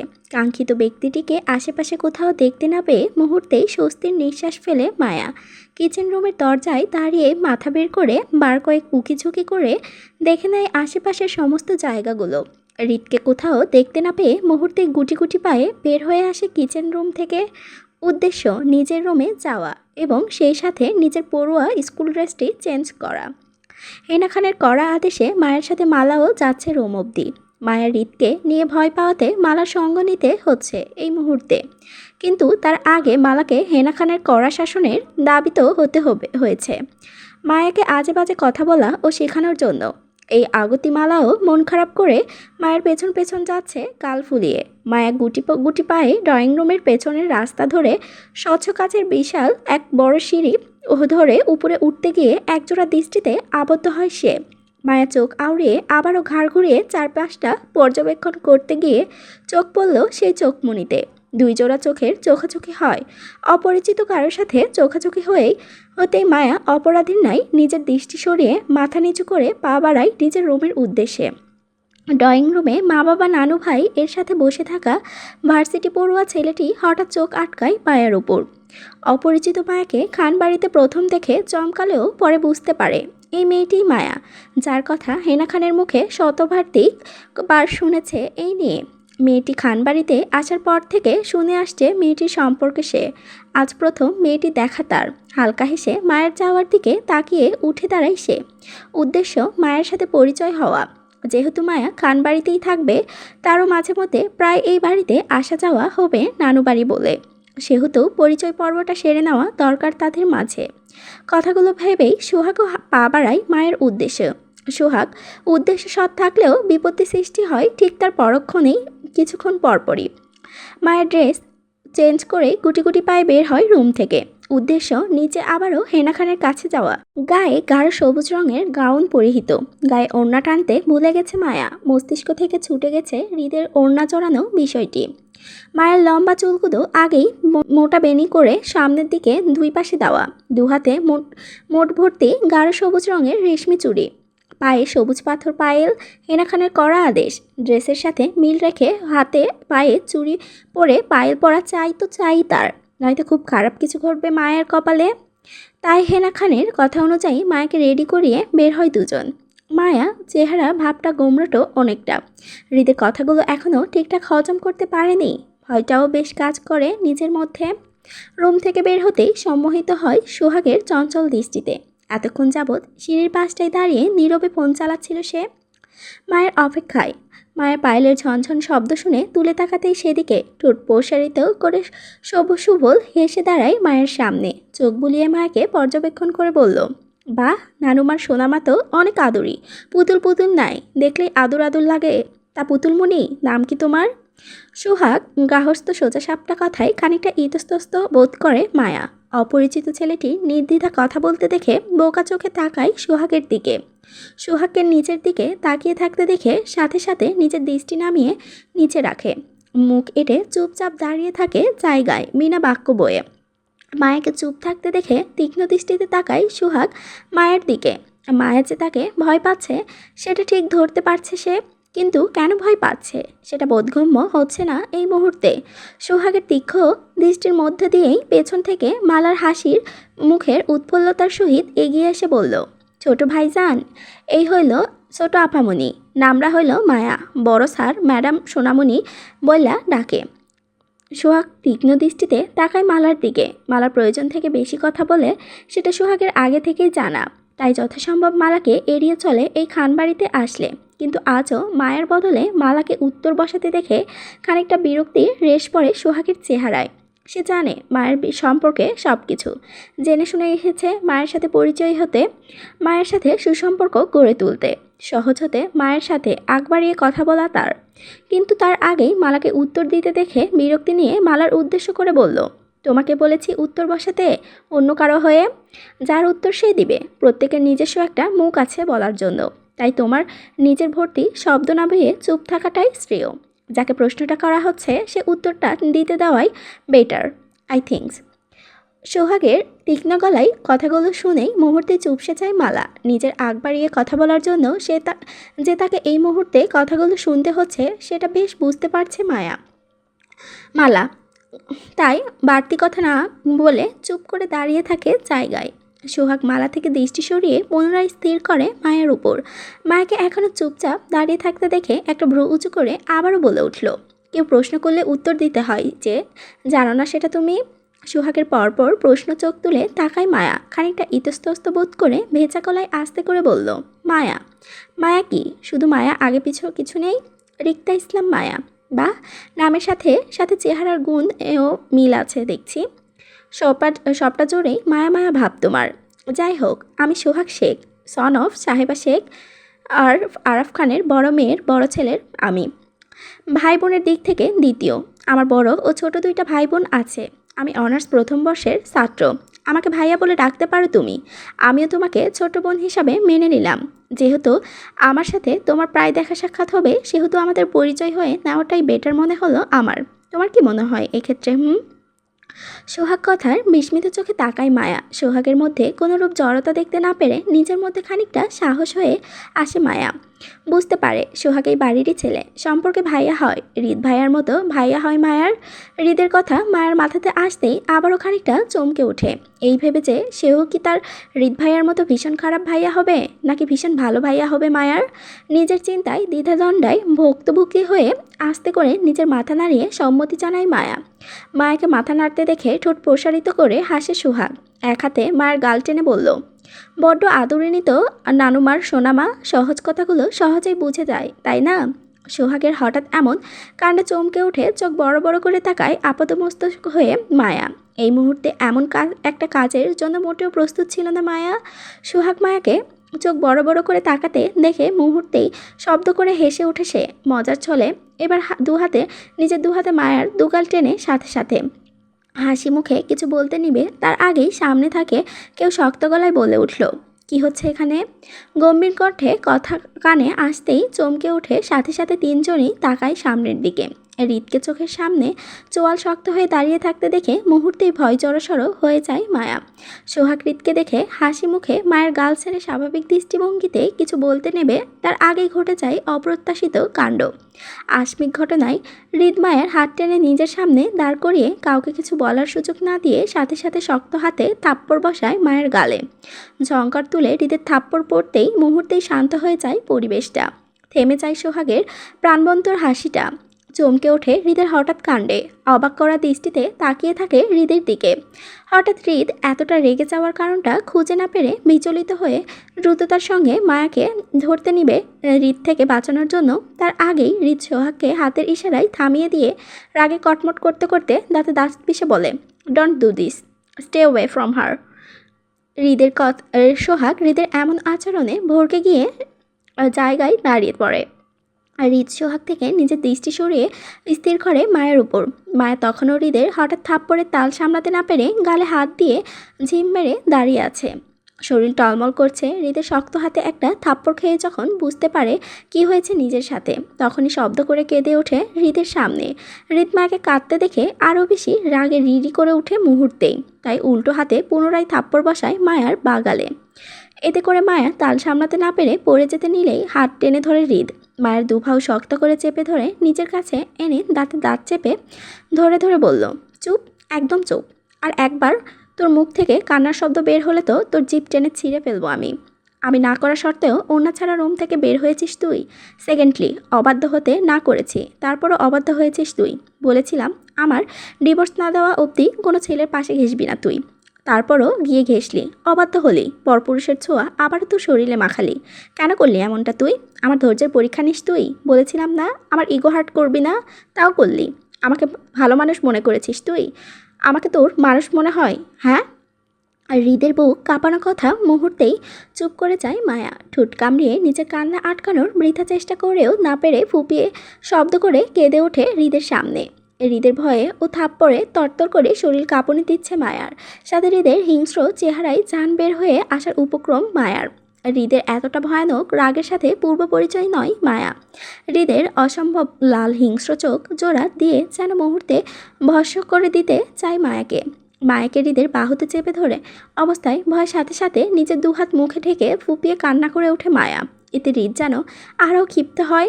মায়া দুহাত টেনে মায়ের মুখ থেকে হাত দুটো সরিয়ে নিজের দুহাতে আবদ্ধ করে দুমড়ে মুচড়ে ধরে মায়ের পেছনে কোমরের মধ্যে। মায়াকে পেছন থেকে চাপ দিতেই ব্যথায় কুকড়ে ওঠে। সাথে সাথে দুপা উঁচু করে হৃদের বুকে ঢলে পড়ে মায়া। এই বয়সেই এতটা ধার্য তোর শরীরে?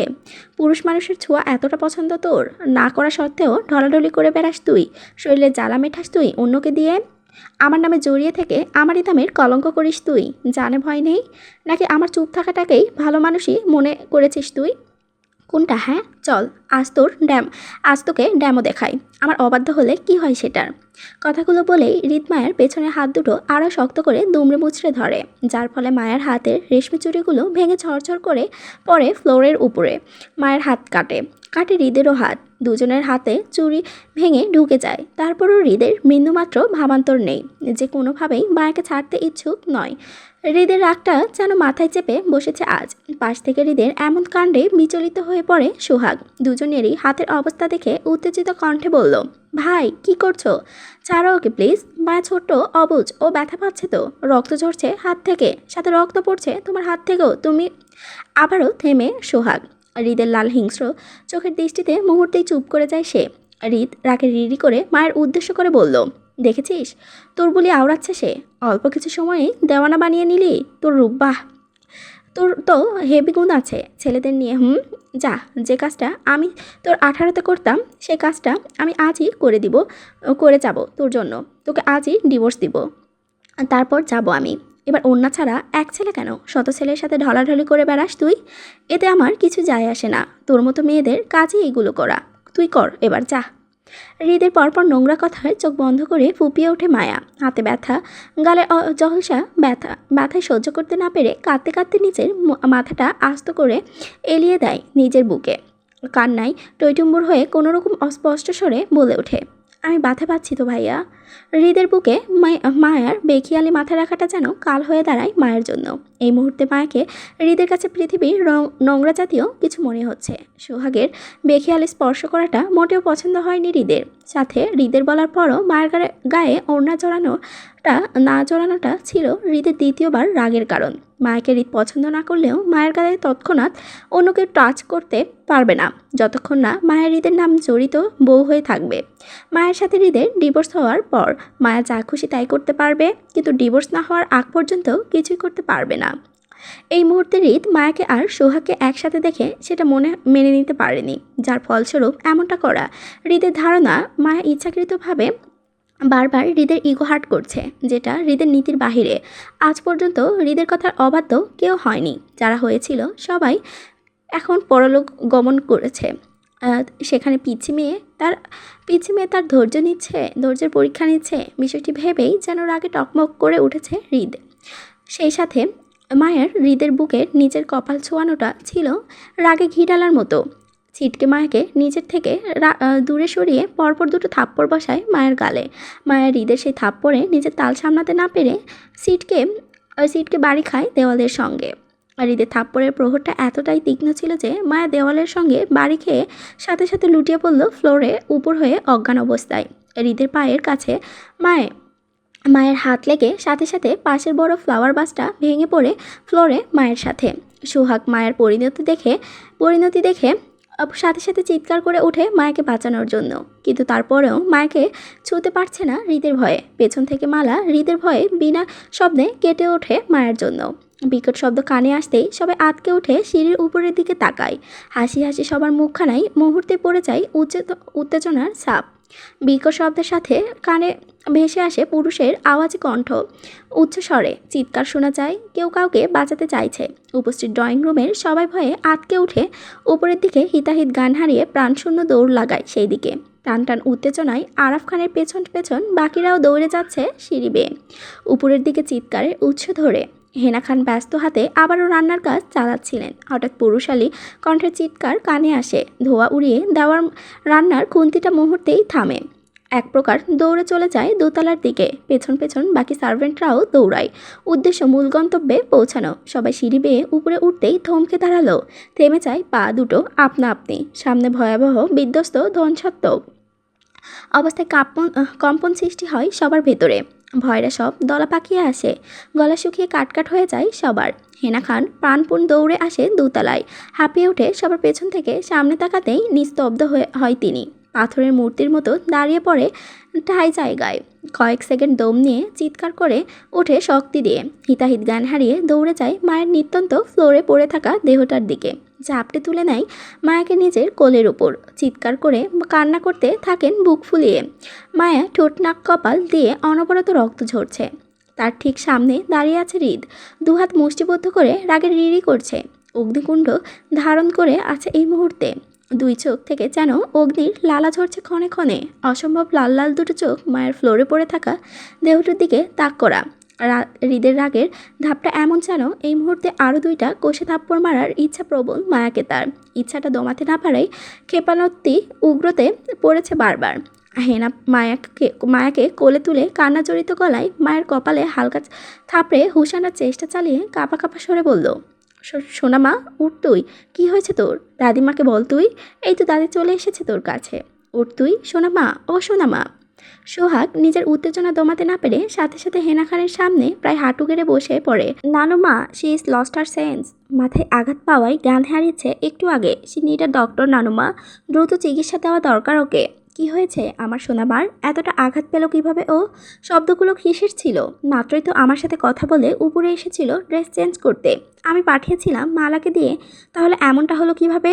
কে করলো এমনটা আমার সোনামার সাথে? হৃদ ভাইয়া আঘাত করেছে। ও কারণে মায়ের ওপর হাত থামে সোহাগ।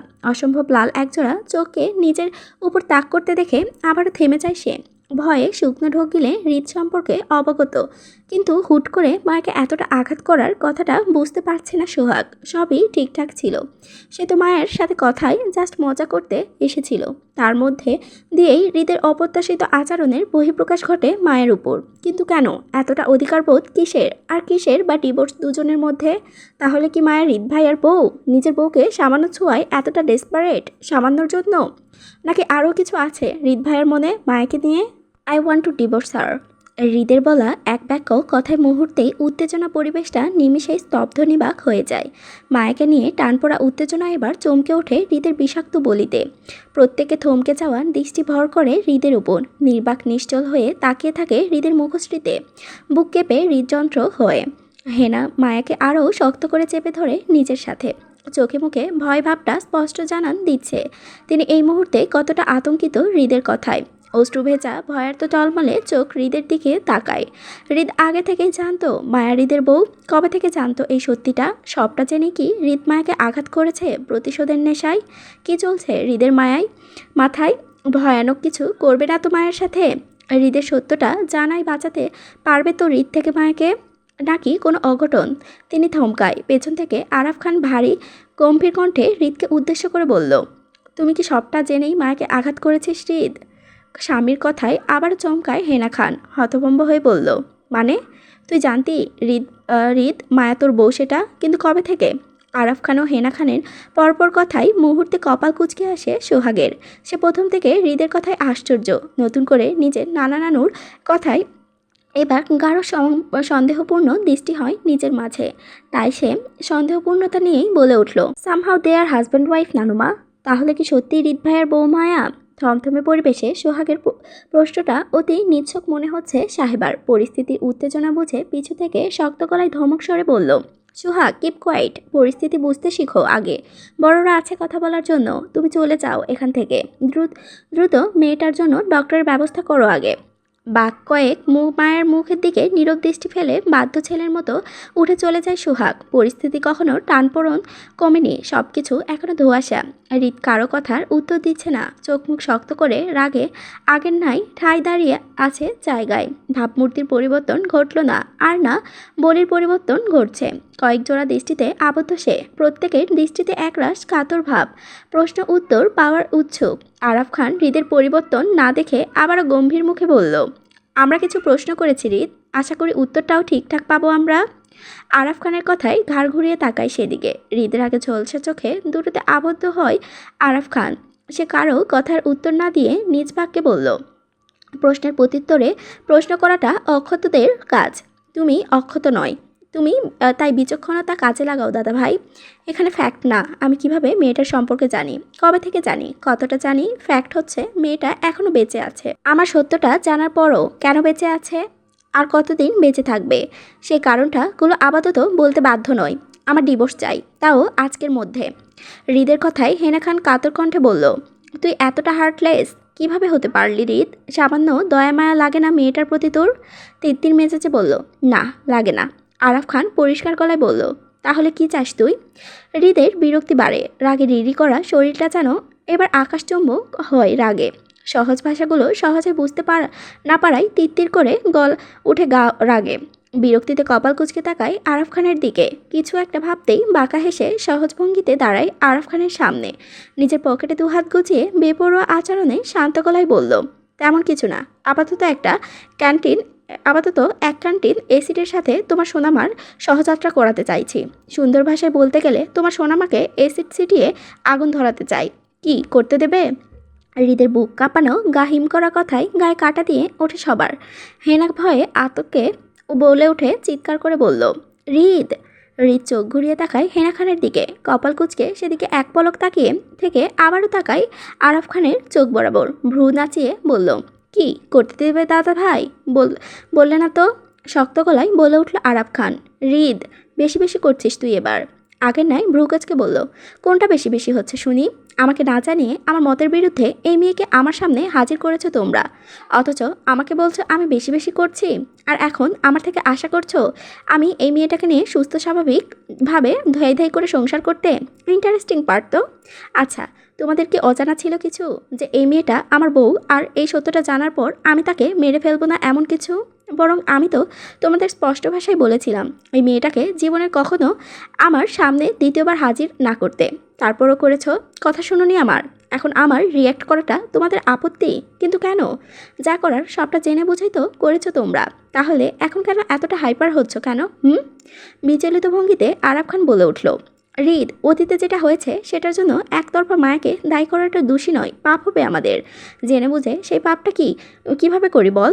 তাছাড়া আমাদের স্বার্থের জন্য আমরা মায়াকে আমাদের কাছে রেখেছি। এখানে মায়ের দোষ কোথায়? ও তো ঠিকঠাক মনেই নেই ওর কখনো বিয়ে হয়েছে কিনা সেটা নিয়ে। Too good. দোষটা আপাতত খণ্ডাচ্ছি না, আর পাপটা দেখতে যাচ্ছি না। এই মেয়েকে তোমাদের স্বার্থের জন্য একদিন ডাকবে নাকি সারা জীবন ডাকবে তোমাদের কাছে সেটা তোমাদের ব্যক্তিগত ইস্যু। আমাদের দেখার প্রয়োজন নেই। যেটা আমার প্রয়োজন সেটা হলো ডিভোর্সটা। শান্ত ভঙ্গিতে হৃদকে বোঝার চেষ্টা করে কোমল স্বরে বলল, হৃদ প্লিজ, তাড়াহুড়ো কিছু করা ঠিক হবে না। আগে মায়া সুস্থ হোক, তারপর না হয়। তাছাড়া মায়া এখনও ছোট, ওর প্রাপ্তবয়স্ক না হওয়া অবধি তোদের ডিভোর্স গ্র্যান্টেড হবে না। ওর 18 হোক, তারপর না হয়। হালকা বিরক্তি ছেড়ে কপাল কুঁচকে হৃদ বলল, লেম এক্সকিউজ। ডিভোর্সের দরকার পড়বে না দাদা ভাই। আমাদের দুজনের বিয়েটা অযাচিত চাইল্ড ম্যারেজ হয়েছিল। যেহেতু সেটা কোর্টে নোটিশ দিলে পেপার বানিয়ে আমাদের বিয়েটা বাতিল ঘোষণা করা হবে। দুই পক্ষের দুটো সিগনেচার মাত্র, ব্যাস। কোর্ট থেকে আমার বিয়েটা ডিরেক্টলি বাতিল হয়ে যাবে। সেখানে ডিভোর্সের প্রয়োজন পড়বে না কখনোই। হৃদের পরপর বেপরোয়া কথায় আহত হচ্ছে উপস্থিত সবাই। হেনা খান কখনোই চান না মায়ের সাথে হৃদের বিয়েটা বাতিল হয়ে যাক। অনেক কাঠখড় পুড়িয়ে এই অবধি এনেছেন তিনি। আজ হঠাৎ করে সব কিছু নিঃস্ব হয়ে যাবে এটা ভাবতেই বুক ফাটা আর্তনাদ বের হচ্ছে ওনার। সব কিছু এভাবে শেষ করতে চান না তিনি। হৃদকে থামাতে চান, কিন্তু কিভাবে থামাবে সেটা বোধগম্য নয়। তিনি অসহায় চোখ দুটো বিচরণ করে স্বামী আরাফ খানের মুখোদয়ে। স্ত্রীর চোখ মনোভাব বুঝতে পেরে মুহূর্তে চাপা দীর্ঘ নিঃশ্বাস ফেলে নীরবে। কারণ আরাফ খানের এই মুহূর্তে ঠিক কিছুই করার নেই। হৃদ যা বলবে তাই করবে। সে যখন বলেছে বিয়েটা বাতিল করা যাবে তাই করবে। সে যখন বলেছে বিয়েটা বাতিল করে যাবে তার মানে তাই করবে। হৃদকে বোঝানো দেয়, নয়তো হৃদের বিপরীত কিছু ঘটবে। দেখা যাবে হৃদ রাগের বসে মায়াকে একের পর এক আঘাত করে বসলো। তখন মায়াকে হৃদ থেকে বাঁচানো মুশকিল হয়ে যাবে। তাই সময়ের বর্ধিতা বুঝে চুপ থাকায় শ্রেয় মনে হলো আরাফ খানের কাছে। হৃদ নিজ বাক্য শেষ করে আবারও একবার নীরব চোখে আওড়ায় হেনা খানের কোলে মাথা রাখা মায়ের মুখোদয়। মায়া অজ্ঞান অবস্থায় পড়ে আছে সেখানটায়। এক পলক সেদিকে তাকিয়ে থেকে উল্টো ঘুরে নিচের রুমের দিকে যেতে যেতে কাট গলায় জানায়, আজ হৃদ চলে যাবে। যাওয়ার আগে সকল কাগজপত্র দিয়ে যাবে বিয়ে বাতিল করার নোটিশ। এবং বাংলাদেশে আপাতত সে আর আসবে না। তার কোনো কাজ নেই এখানে। যথাসম্ভব আজ রাতেই পাড়ি জমাবে নিজ গন্তব্যের জন্য। উপন্যাস দেওয়ানা আমার ভালোবাসা সিজন 2 লিখেছেন রিক্তা ইসলাম মায়া, পর্ব 10। বিষণ্ণতায় নির্মূল চিত্রগ্রহে হয়ে উঠেছে খানবাড়ির প্রতিটি গুঞ্জে গুঞ্জে। সব কিছু ঠিকঠাক থেকেও যেন কিছুই ঠিক নেই খানবাড়ির মধ্যে। নিয়ম রুটিন মাফিক সব কিছুই চলছে নিত্যদিনের মতোই, তবে যেন হাহাকার চিৎকারের গুঞ্জন শোনা যাচ্ছে খানবাড়ির সদস্যের ভেতরকার থেকে। কান্না বিভোর চিন্তামগ্ন হয়ে ছিটিয়ে আসে হেনা খান মায়াকে বুকের জড়িয়ে। থেকে কেঁদে কেঁদে উঠেছে সব কিছু মনে করে। নিজের সর্বত্র চেষ্টা, আশা ভরসা সব কিছু আজ শেষ হয়ে গেছে হৃদের জন্য। হৃদ নিজের হাতে সবটা ইটি গুটিয়ে গেছে। হৃদ মায়ের বিয়েটা আজ আনুষ্ঠানিকভাবে কোর্ট থেকে বাতিল ঘোষণা করা হয়েছে। অক্ষত অবুঝ মায়া ছোট হলেও আজ এতটা বুঝতে পেরেছে যে সে আজ থেকে হৃদের বউ নয়, সে মুক্ত নারী। তার সাথে হৃদ ভাইয়ার হওয়া বিয়েটা আজ বাতিল হয়ে গেছে। এখন সে কারো বউটো আর নয়। হৃদ ভাইয়ার তো মোটেও নয়। দাবি তো আরাফ খান নিজের সবটা খুলে বলেছে মায়াকে, নিজের পাশে বসিয়ে সব কিছু ধীরে সুস্থে বুঝিয়েছে মায়াকে। মাথার ব্যান্ডেজ নিয়েই মায়া চুপচাপ আরাফ খানের কথাগুলো শুনেছিল। হৃদের প্রতি মায়ার মনে আলাদা যা টান ছিল সেটা হৃদের আঘাত করার সাথে সাথে উগড়ে গেছে মায়ের ছোট্ট মন থেকে। হৃদের চাপ যা মায়ের মনে রয়ে গেছে সেটা হলো ভয়, জড়তা, আতঙ্ক। হৃদ মানেই মায়ের জন্য ভীষণ ভীষণ খারাপ লোক, পচা লোক, মিস্টার ভিলেন, অত্যাচারী স্বৈরাচারী পুরুষ তার হৃদ ভাইয়া, যার সব কিছুই জঘন্য থেকে জঘন্যতম। মায়া প্রতিবাদ করেনি হৃদের চলে যাওয়াকে ঘিরে, বরং স্বস্তি পেয়েছিল, নির্ভয় হয়েছিল। আর হৃদের সামনে পড়তে হবে না বলে হৃদ চলে গেছে। আজ 2 দিনের কোটাই পার হয়েছে। হৃদের সাথে মায়ের চাইল্ড ম্যারেজ হওয়ায় কোনো রকম ম্যারেজ রেজিস্ট্রি পেপার ছিল না তাদের। দুজনের অপ্রাপ্তবয়স্ক হওয়ায় শুধু ধর্মীয় মোতাবেক কাজে দিয়ে কবুল পড়ানো হয়েছিল, যেটা আজ বাতিল হয়ে গেছে কোনো রকম ঝামেলা ছাড়াই। এতে অবুঝ মায়ের মনে কোনোরূপ বিষণ্ণতা না থাকলেও হেনা খান ও আরাফ খানের মনের মধ্যে ঝড়ঝাপটা বয়ে যাচ্ছিল পরিস্থিতি উপলব্ধি করে। লাগামহীন বেলাল্লাপনা হৃদকে নিজেদের মাঝে আটকানোর শেষ সুযোগটা ছিল মায়া। মায়ের সাথে হৃদের বিয়েটা ঘিরে ছিল তাদের শেষ আশা ভরসা। মায়া বড় হওয়ার পর যদি হৃদকে বুঝিয়ে সুঝিয়ে নিজেদের মাঝে আটকানো যায়, এই বলে যে হৃদের মা বাবার পছন্দ ছিল মায়া, বউ হিসেবে তারা হৃদের জন্য মায়াকে পছন্দ করে গেছে। হৃদ নিজের মা বাবাকে ভালোবাসার বদলে যদি মায়াকে মেনে নিয়ে সংসার শুরু করে, এই আশায় দিন পার করছে এতটা বছর তারা।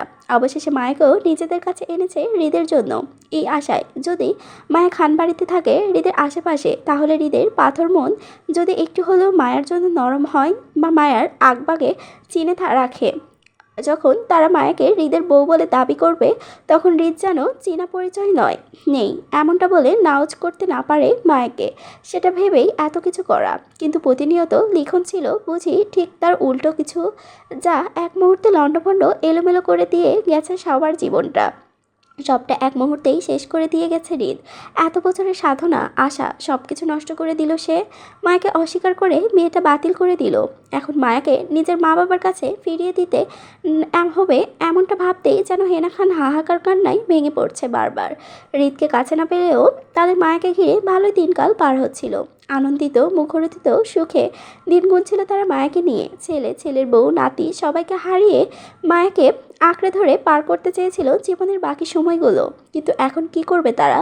কিভাবে ধরে রাখবে মায়াকে নিজেদের কাছে? এখন মায়ের বাবা মা সত্যিটা জানলে জোর করেই নিয়ে যাবে মায়াকে হেনা খানের বুক থেকে। কখনোই থাকতে দিবে না মায়াকে খান বাড়িতে। মায়ের বাবা শফিকুল ইসলাম খান বাড়ির সম্পর্ক ইতি টানতে আগে থেকেই চেয়েছিলেন, শুধু আরাফ খান ও হেনা খানের জন্য পারেননি সেটা করতে এতদিন। তারা শফিকুল ইসলামের মৃত বাবাকে দেওয়া ওয়াদার কথা মনে করিয়ে এক প্রকার বাধ্য করে টেনে এতটা পথ এসেছে। মায়াকেও নিজেদের কাছে নিয়ে এসেছেন। সবটাই ঠিকঠাক চলছিল, কিন্তু আবারও সবটা হঠাৎ করে থেমে গেছে হৃদের জন্য। হেনা খান মায়াকে জড়িয়ে দিশেহারা হয়ে উঠেছে কিভাবে মায়াকে নিজেদের কাছে রেখে দেওয়া যায় সেটা ভেবে। এখনও মায়ের পরিবারের কেউ কিছু জানে না মায়ের সাথে হৃদের বিয়ের বাতিল হওয়াটা নিয়ে। হেনা খান মনে মনে কঠোর সিদ্ধান্ত নেন, তিনি জানাবেন না কোনো কিছু মায়ের পরিবারকে এই বিষয়ে। আর না কাউকে জানতে দিবেন। হবেন তিনি স্বার্থপর, খুব স্বার্থপর। শেষ বয়সে বেঁচে থাকার জন্য যদি তাকে স্বার্থপর হতে হয়, তাহলে হবেন তিনি দুনিয়ার মহা স্বার্থপর মানুষ। তবুও মায়াকে কিছুতেই ছাড়বেন না তিনি। দূরে যেতে দিবেন না মায়াকে নিজের থেকে। দরকার হলে তিনি মায়াকে নিয়ে দূরে কোথাও চলে যাবেন, এই দেশ ছেড়ে চলে যাবেন মায়াকে নিয়ে। তবুও কাউকে দিবেন না মায়ার ভাগ, দিবে না মায়াকে নিজের কাছ থেকে ছিনিয়ে নিতে। অন্ধকার ঘরময় রুমটিতে মায়াকে বুকে চাপিয়ে খাপটির সাথে হেলান দিয়ে চোখ মুছে বন্ধ করে নিগারে চোখ পানি ফেলে যাচ্ছেন হেনা খান। মায়ের গভীর উষ্ণ নিঃশ্বাসের শব্দ বোঝা যাচ্ছে সে এই মুহূর্তে কতটা গম্ভীর ঘুমে মগ্ন। হেনা খান থেকে কেঁদে কেঁপে কেঁপে উঠছেন কান্নায়। হুট করেই নিজের রুমের দরজা ঠেলে হাতে ফোন দিয়ে প্রবেশ করে আরাফ খান। অন্ধকার রুমটি চোখ আউড়িয়ে কপাল কুঁচকে আসে তার। মুহূর্তেই কিছু একটা ভেবে চট করে আলো জ্বালায় অন্ধকার রুমটিতে। আলোকিত হয় ঘরময়। চোখে পড়ে কান্নায় নেতিয়ে পড়া প্রিয়তমার মুখ। আরাফ খান সেদিকটাই তাকিয়ে দীর্ঘ নিঃশ্বাস ফেললেন স্বনর্পণে। বুঝতে পারছেন প্রিয়তমার মনের অবস্থা, তারপরও ঠিক একই অবস্থা মনের, কিন্তু তিনি তা প্রকাশ করতে পারছেন না। ছেলে মানুষের কান্না করা মানায় না, ছেলেরা কান্না করতে জানে না, তাই তিনিও কান্না করবে না, একদমই না। বরং প্রিয়তমা ও মায়াকে সব কিছুর থেকে আঁকড়ে রাখবেন নিজের বক্ষপিঞ্জিরে। ফোনের গুটি শব্দে ধ্যান ভাঙে আরাফ খানের। আহত দৃষ্টিতে তাকিয়ে ভিডিও কলে থাকা ছোট কন্যার দিকে। ফোন স্ক্রিনে ঝলমল করে ওঠে সুন্দরী মধ্যবয়স্ক মেয়েটি। আবার শীতল কণ্ঠে আরাফ খানকে উদ্দেশ্য করে বলে উঠল, বাবা, মাকে ফোনটা দাও, বলো আমি কথা বলতে চাইছি। তুমি এতটা ভেঙে পড়ো না, যা হবার তা হয়ে গেছে, সেটা নিয়ে ভাবলে টেনশন ছাড়া কিছুই ফিরে আসবে না আমাদের জীবনে। বি স্ট্রং বাবা, আমি নেই, মাকেও তোমার সামলাতে হবে। মাকে ফোনটা দাও, বলো আমি কথা বলবো এখন। মেয়ের কথায় আবারও হতাশজনক দীর্ঘশ্বাস ফেললেন আরাফ খান। গত 2 বছর ধরে লাগাতার ফোনে ছিল তার ছোট কন্যা মেহেরবান। খানবাড়ির সকল পরিস্থিতি সম্পর্কেই অবগত মেহেরবান। হৃদ ও মায়ের সম্পর্কে ঘটিত সকল জটিলতা জানা তার। বাবা মার সাথে মেহেরবান ও চেয়েছিল মায়াকে খানবাড়িতে রাখতে, হৃদের বউ করে। মায়াকে মেহেরবানেরও ভীষণ পছন্দ হৃদের বউ হিসেবে।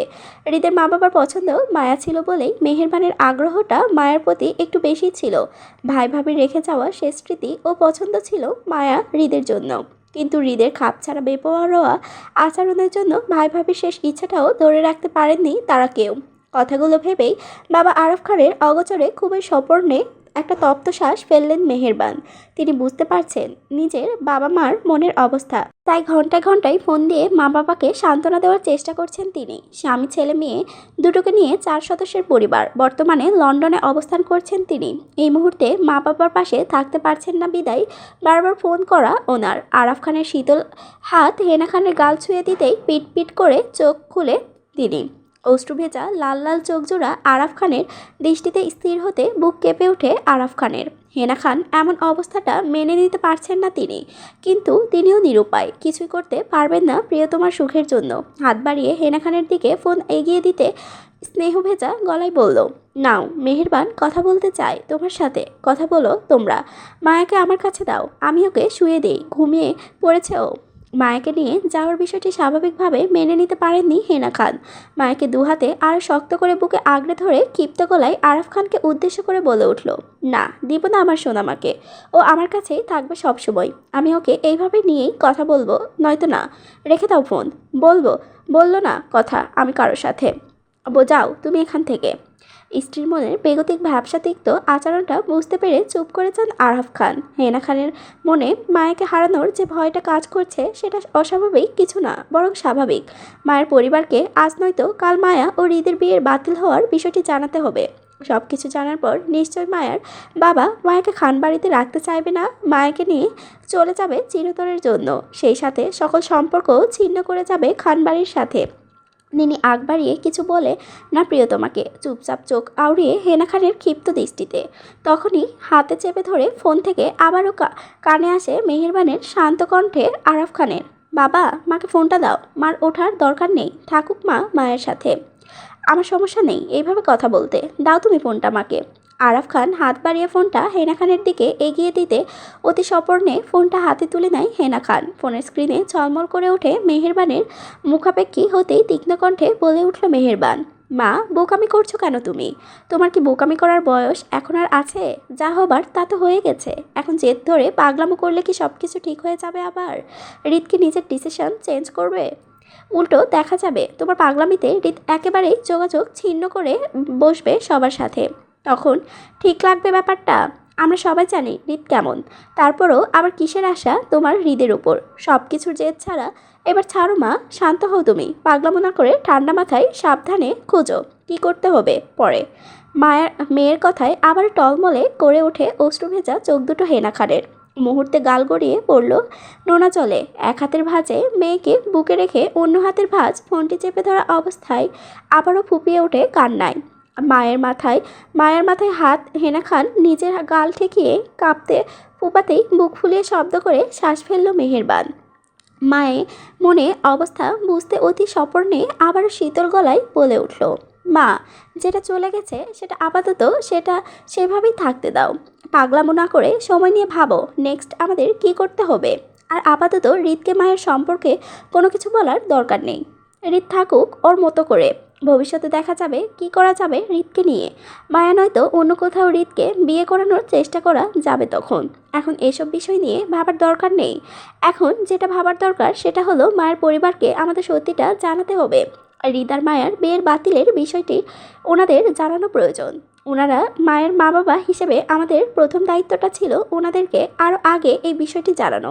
তারপর ওনাদেরকে নিয়েই আমাদের বিষয়টি আগানো উচিত ছিল।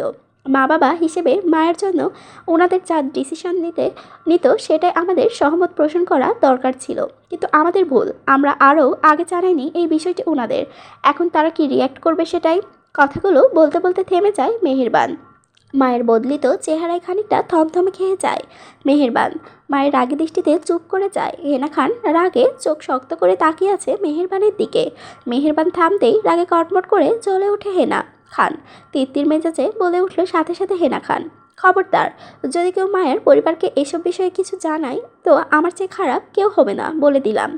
যদি কেউ আমার বিরুদ্ধে গিয়ে মায়ের পরিবারকে কিছু জানায় বা জানতে চায় তাহলে আমি এই বাড়ি ঘর ছেড়ে ছুড়ে চলে যাব মায়াকে নিয়ে অনেক দূরে কোথাও, সারা জীবনের মতো। আর কখনোই ফিরে আসবো না এই অসভ্য বাড়িতে, তোদের এই বেহায়াপনার মধ্যে। তখন থাকিস তোরা তোদের মন মতো করে। আমি নাক গলাতে আসবো না তোদের পারিবারিক বিষয়ে, কিন্তু আমার সোনামার বিষয়ে আমি তোদের কারো কাছ থেকে কোনো পরামর্শ বা ডিসিশন চাচ্ছি না। আমি আমার ডিসিশন জানাচ্ছি তোদেরকে। মায়া আমার নাতিন, আমার সোনামা, ও আমার সাথেই থাকবে বাকিটা জীবন এই বাড়িতে।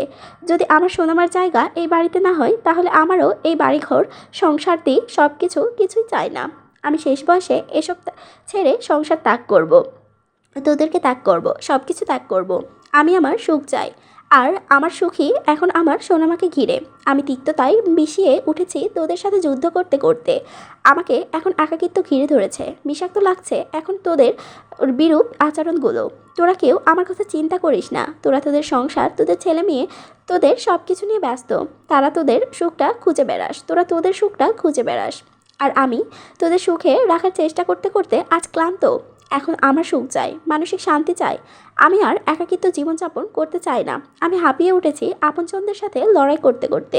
হৃদকে বছরের পর বছরও কাছে পাওয়া যায় না। দুই মেয়ে তাদের স্বামী সন্তানদের নিয়ে দূর দেশে থাকে সংসার নিয়ে। মা বাবার সান্নিধ্যে তাদের পছন্দ না। আর আমার স্বামী সারাদিন রাত অফিস আর কাজ করে বেড়ায়। আমি একা আছি নাকি মরে গেছি কারো কোনো খবর থাকে না। আমার টাকা আছে কিন্তু সুখ আমার থেকে দূর দূরান্তে নেই। তাই আমার এখন টাকা নয়, সুখ লাগবে। আমার এখন কাউকে চাই না, স্বামী সন্তান নাতিন কাউকেই না। আমার শুধু আমার সোনামাকে চাই। আমার একাকিত্ব দূর করার জন্য চাই আমি সুখ। আমার সোনামার জীবনেও কোনো হৃদের দরকার নেই। আমি যথেষ্ট আছি আমার সোনামার জন্য। আমি নিজেই ওর জন্য ছেলে খুঁজবো, মেয়ে দিব, তারপর ওর স্বামীকে সহ আমি এই খানবাড়িতে রেখে দিব আমার কাছে। তারপরও আমার সোনামাকে কোথাও যেতে দিব না আমার থেকে। হেনা খানের পরপর কথায় আহত হচ্ছিল উপস্থিত বাবা মেয়ে দুজনেই। ছল ছল চোখে তাকিয়ে হেনা খানের দিকে বাবা মেয়ে দুজনেই হেনা খানের বিষাক্ত একাকিত্বের ধার আর্চ করতে পেরেছে। সময়ের সাথে সাথে হেনা খান দীর্ঘদিনের তিক্ততা আজ বহির্ভূত হয়েছে। বিষণ্ণতা ঘিরে হেনা খান আজ ক্লান্ত, বড্ড ক্লান্ত। পরিবারের পরিজনের সকলের ব্যবস্থার পাল্লা মাপতে গিয়ে দিন শেষে নিজেকে একা পেয়ে অনেক মানসিক রোগী হয়ে উঠেছেন। তাই আজ সঙ্গী খুঁজছে শেষ বয়সে নতুন করে বাঁচার তাগিদে। সেই সঙ্গী হিসেবে আজ মায়াকে পাশে চান হেনা খান, সত্যই চায়। নয়তো মানসিক চাপে পড়ে পাগল হয়ে উঠতে দিন শেষে। নয়তো বাবা মেয়ে দুজনই বেশ বুঝতে পারছে হেনা খান এই মুহূর্তে মানসিকভাবে ডিস্টার্ব হওয়াতে মানসিক রোগী হয়ে যাচ্ছে দিন দিন। এই মুহূর্তে মায়াকে হেনা খানের থেকে আলাদা করলে হিতে বিপরীত কিছু ঘটবে নিশ্চয়। মায়াকে এই মুহূর্তে হারিয়ে ফেললে হেনা খান আরও বেশি মানসিক চাপে পড়ে যাবে। তাই আপাতত মায়াকে হেনা খানের থেকে দূর করা যাবে না, কিছুতেই না। সিদ্ধান্ত বদলান আরাফ খান। যতদিন না তার স্ত্রী স্বয়ংসম্পন্ন ঠিকঠাক হচ্ছে ততদিন না হয় জানাবে না মায়ের পরিবারকে বিয়ে বাতিলের বিষয়টি। স্ত্রীর সুস্থ হোক, তারপর সব কিছু নিয়ে ভাবা যাবে। আরাফ খানের মুখ খোলার আগেই বেগতি আবারও মেহেরবান তরিত হয়ে উঠে বলল, কিন্তু মা তো। মেয়ের বাক্য শুরু করার আগেই খেপে যান হেনা খান।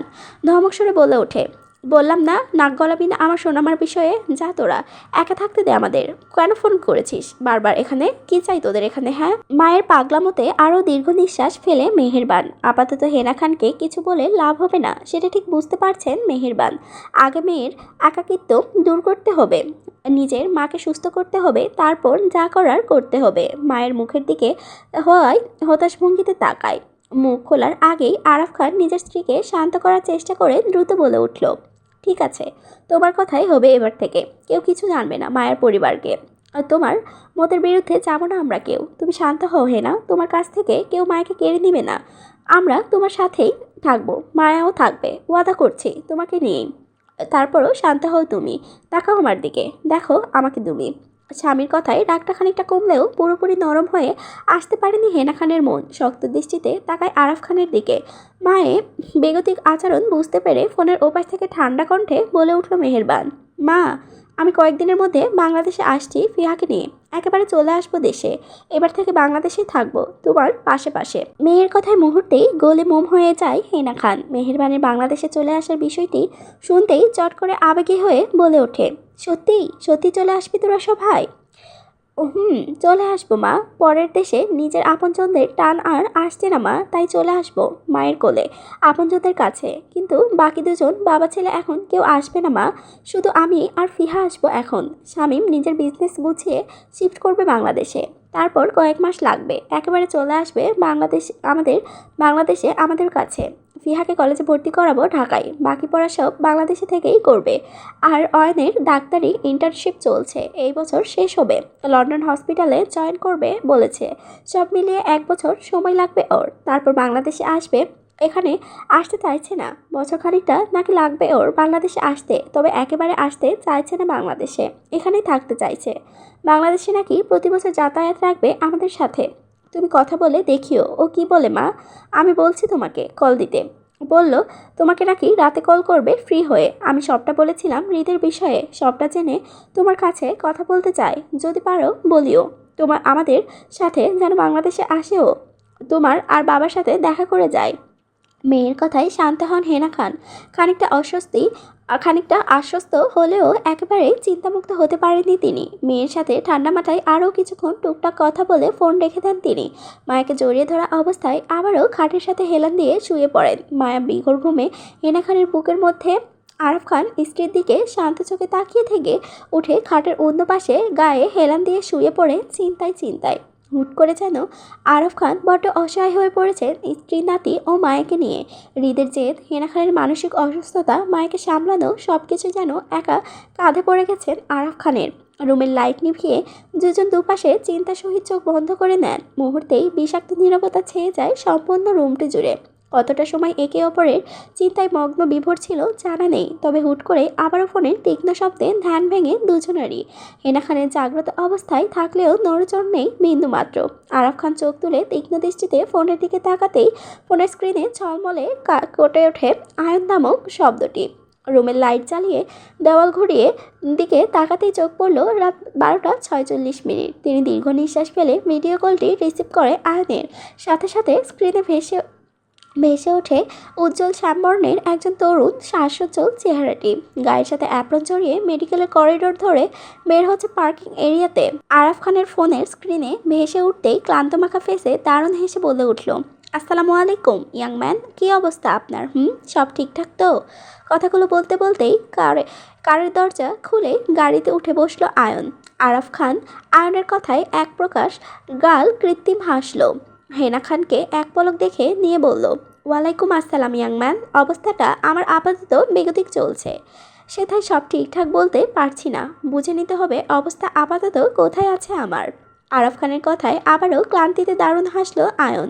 ড্রাইভিং সিটে বসে নিজের ফোনের সামনের স্টিক হ্যাঙ্গারে রেখে গায়ে অ্যাপ্রন জড়ানো টানে খুলতে বলল, তোমার বেগতিক অবস্থার গতি ধরতে হবে নানা ভাই। তোমার অবস্থানের রোগ নিরাময় করতে হবে, তাই আগেই বলো রুগীকে, তুমি নাকি তোমার বউ। রুগীকে চিহ্নিত করে তো আর তার আগে নিরাময় করতে পারছি না আমি। আগে রোগীর সাথে পরিচয় করাও ফটাফট, আমিও ডাক্তার হয়ে ঝটপট ছোট্ট হাট্ট প্রেসক্রিপশান দিয়ে দিব, কি বলো? আয়নের কথায় এবার মন খোলা হাসলো আরফ খান। আয়ন প্রাণবন্ত হাস্যোজ্জ্বল মানুষ, সব পরিস্থিতিতে মানুষকে বানিয়ে নিতে সাহায্য করে, পাশে থাকে। মানুষ বোঝানোর ক্ষমতা বেশি। আয়ন আর হৃদ দুজনই দুই রকম ধার্যের। হৃদ উগ্র রকচটা একগুয়ে অ্যাটিটিউড সম্পূর্ণ গম্ভীর মানুষ, অন্যদিকে আয়ন প্রাণবন্তর হাস্যোজ্জ্বল বিচক্ষণতার দারুণ পুরুষ। আরফ হেসে বলে উঠল, একদম, স্বামী ঠিক আছে, ঝটপট বইয়ের চিকিৎসা করে ফেলুন তো ডাক্তার সাহেব। রোগ রোগ গন্ধটা আর ভালো লাগছে না।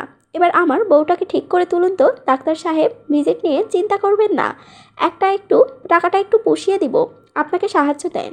আরফ খানের কথায় আবারও হাসলো আয়ন। বলিষ্ঠ সুঠাম দেহের জড়ানো ধূসর রঙের শার্টের হাতাগুলো গুটোতে গুটোতে তীক্ষ্ণ দৃষ্টিতে তাকালো ফোনের স্ক্রিনে।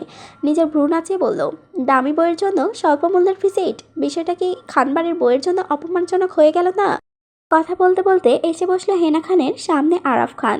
হেনা বিস্মিত দৃষ্টিতে তাকিয়েছিল স্বামীর মুখের দিকে। আয়ন প্রতিটা কথাই হেনা খানের কান অব্দি গেছে। আয়ন যে নিজের নানা ভাইয়ের মন ভালো করার চেষ্টা করছে সেটা বেশ বুঝতে পারছে হেনা খান। আরাফ খান এক পলক হেনা খানকে দেখে নিয়ে দুষ্টুমি কণ্ঠে বলল, সমস্যা নেই ডক্টর, খানবাড়ির বইয়ের অপমান না হয় সেই প্রেক্ষিতেই পুষিয়ে দিব আপনাকে। তবুও বউ ভালো হওয়া চাই আমার, বউ ভালো করে দিন আমার, তাহলেই হবে। নিন, বউয়ের সাথে কথা বলুন। কথাগুলো বলতে বলতেই ফোন বাড়িয়ে দেয় হেনা খানের দিকে আরাফ খান।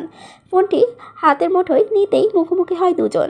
আয়ন হেনা খানকে দেখেই সালাম দিয়ে বলল, আসসালামু আলাইকুম, কেমন আছো তুমি? আয়নের কথায় মনিন হাসলো হেনা খান, আস্তে করে বলল, এই তো ভাই, ভালোই আছি, তোরা যেমন রেখেছিস তেমনই ভালো আছি। হেনা খানের কথা মানে বুঝতে পারে আয়ন, মুখ টেনে টান হাসি রেখে বলল, আহা, তাহলে তো তুমি কোনো রুগী টুগী নও, সুস্থ তুমি। আমার তো তোমাকেই ভালো রেখেছিলাম। এখন বলো, তুমি যদি তোমার স্বামীকে এদিক ওদিক কষ্ট দিয়ে রুগী টুগী বানিয়ে ফেলো তাহলে তোমার কথাই যুক্তি থাকবে? আমরা নয়, দোষী তোমার স্বামী হবে তখন। স্বামীর সংসার ভালো না লাগলে আমার সংসারে চলে আসো তুমি, আমি এখনও সিঙ্গেল আছি কিন্তু। আয়নের কথাগুলো বলে বেখেয়ালিভাবে চোখ পড়ে হেনা খানের বুকে ঘুমন্ত মায়ার দিকে। দৃষ্টি সরিয়ে নিতে গিয়ে চমকে ওঠে, আবারও সেদিকে তাকায় খানিকটা কপাল কুঁচকে। ঘুমন্ত মায়া হেনা খানের বুকের পাশে চেপে থাকার কারণে চেহারাটা স্পষ্ট বোঝা না গেলেও মুখের এক পাশ ঠিকই দেখা যাচ্ছে। কপালে সাদা ব্যান্ডেজ করা চুলগুলো খানিকটা এলোমেলোভাবে আঁচড়ে পড়ে আছে মুখে। আয়ন মেয়েটিকে চিনতে পারল না। কৌতূহলবশত নিজের নানুমাকে কপাল কুঁচকে প্রশ্ন করে সাথে সাথে, মেয়েটিকে নানুমা? একটা দীর্ঘ চাপা নিঃশ্বাস ফেলে হেনা খান বলে উঠল, মায়া, আমার সোনা মা।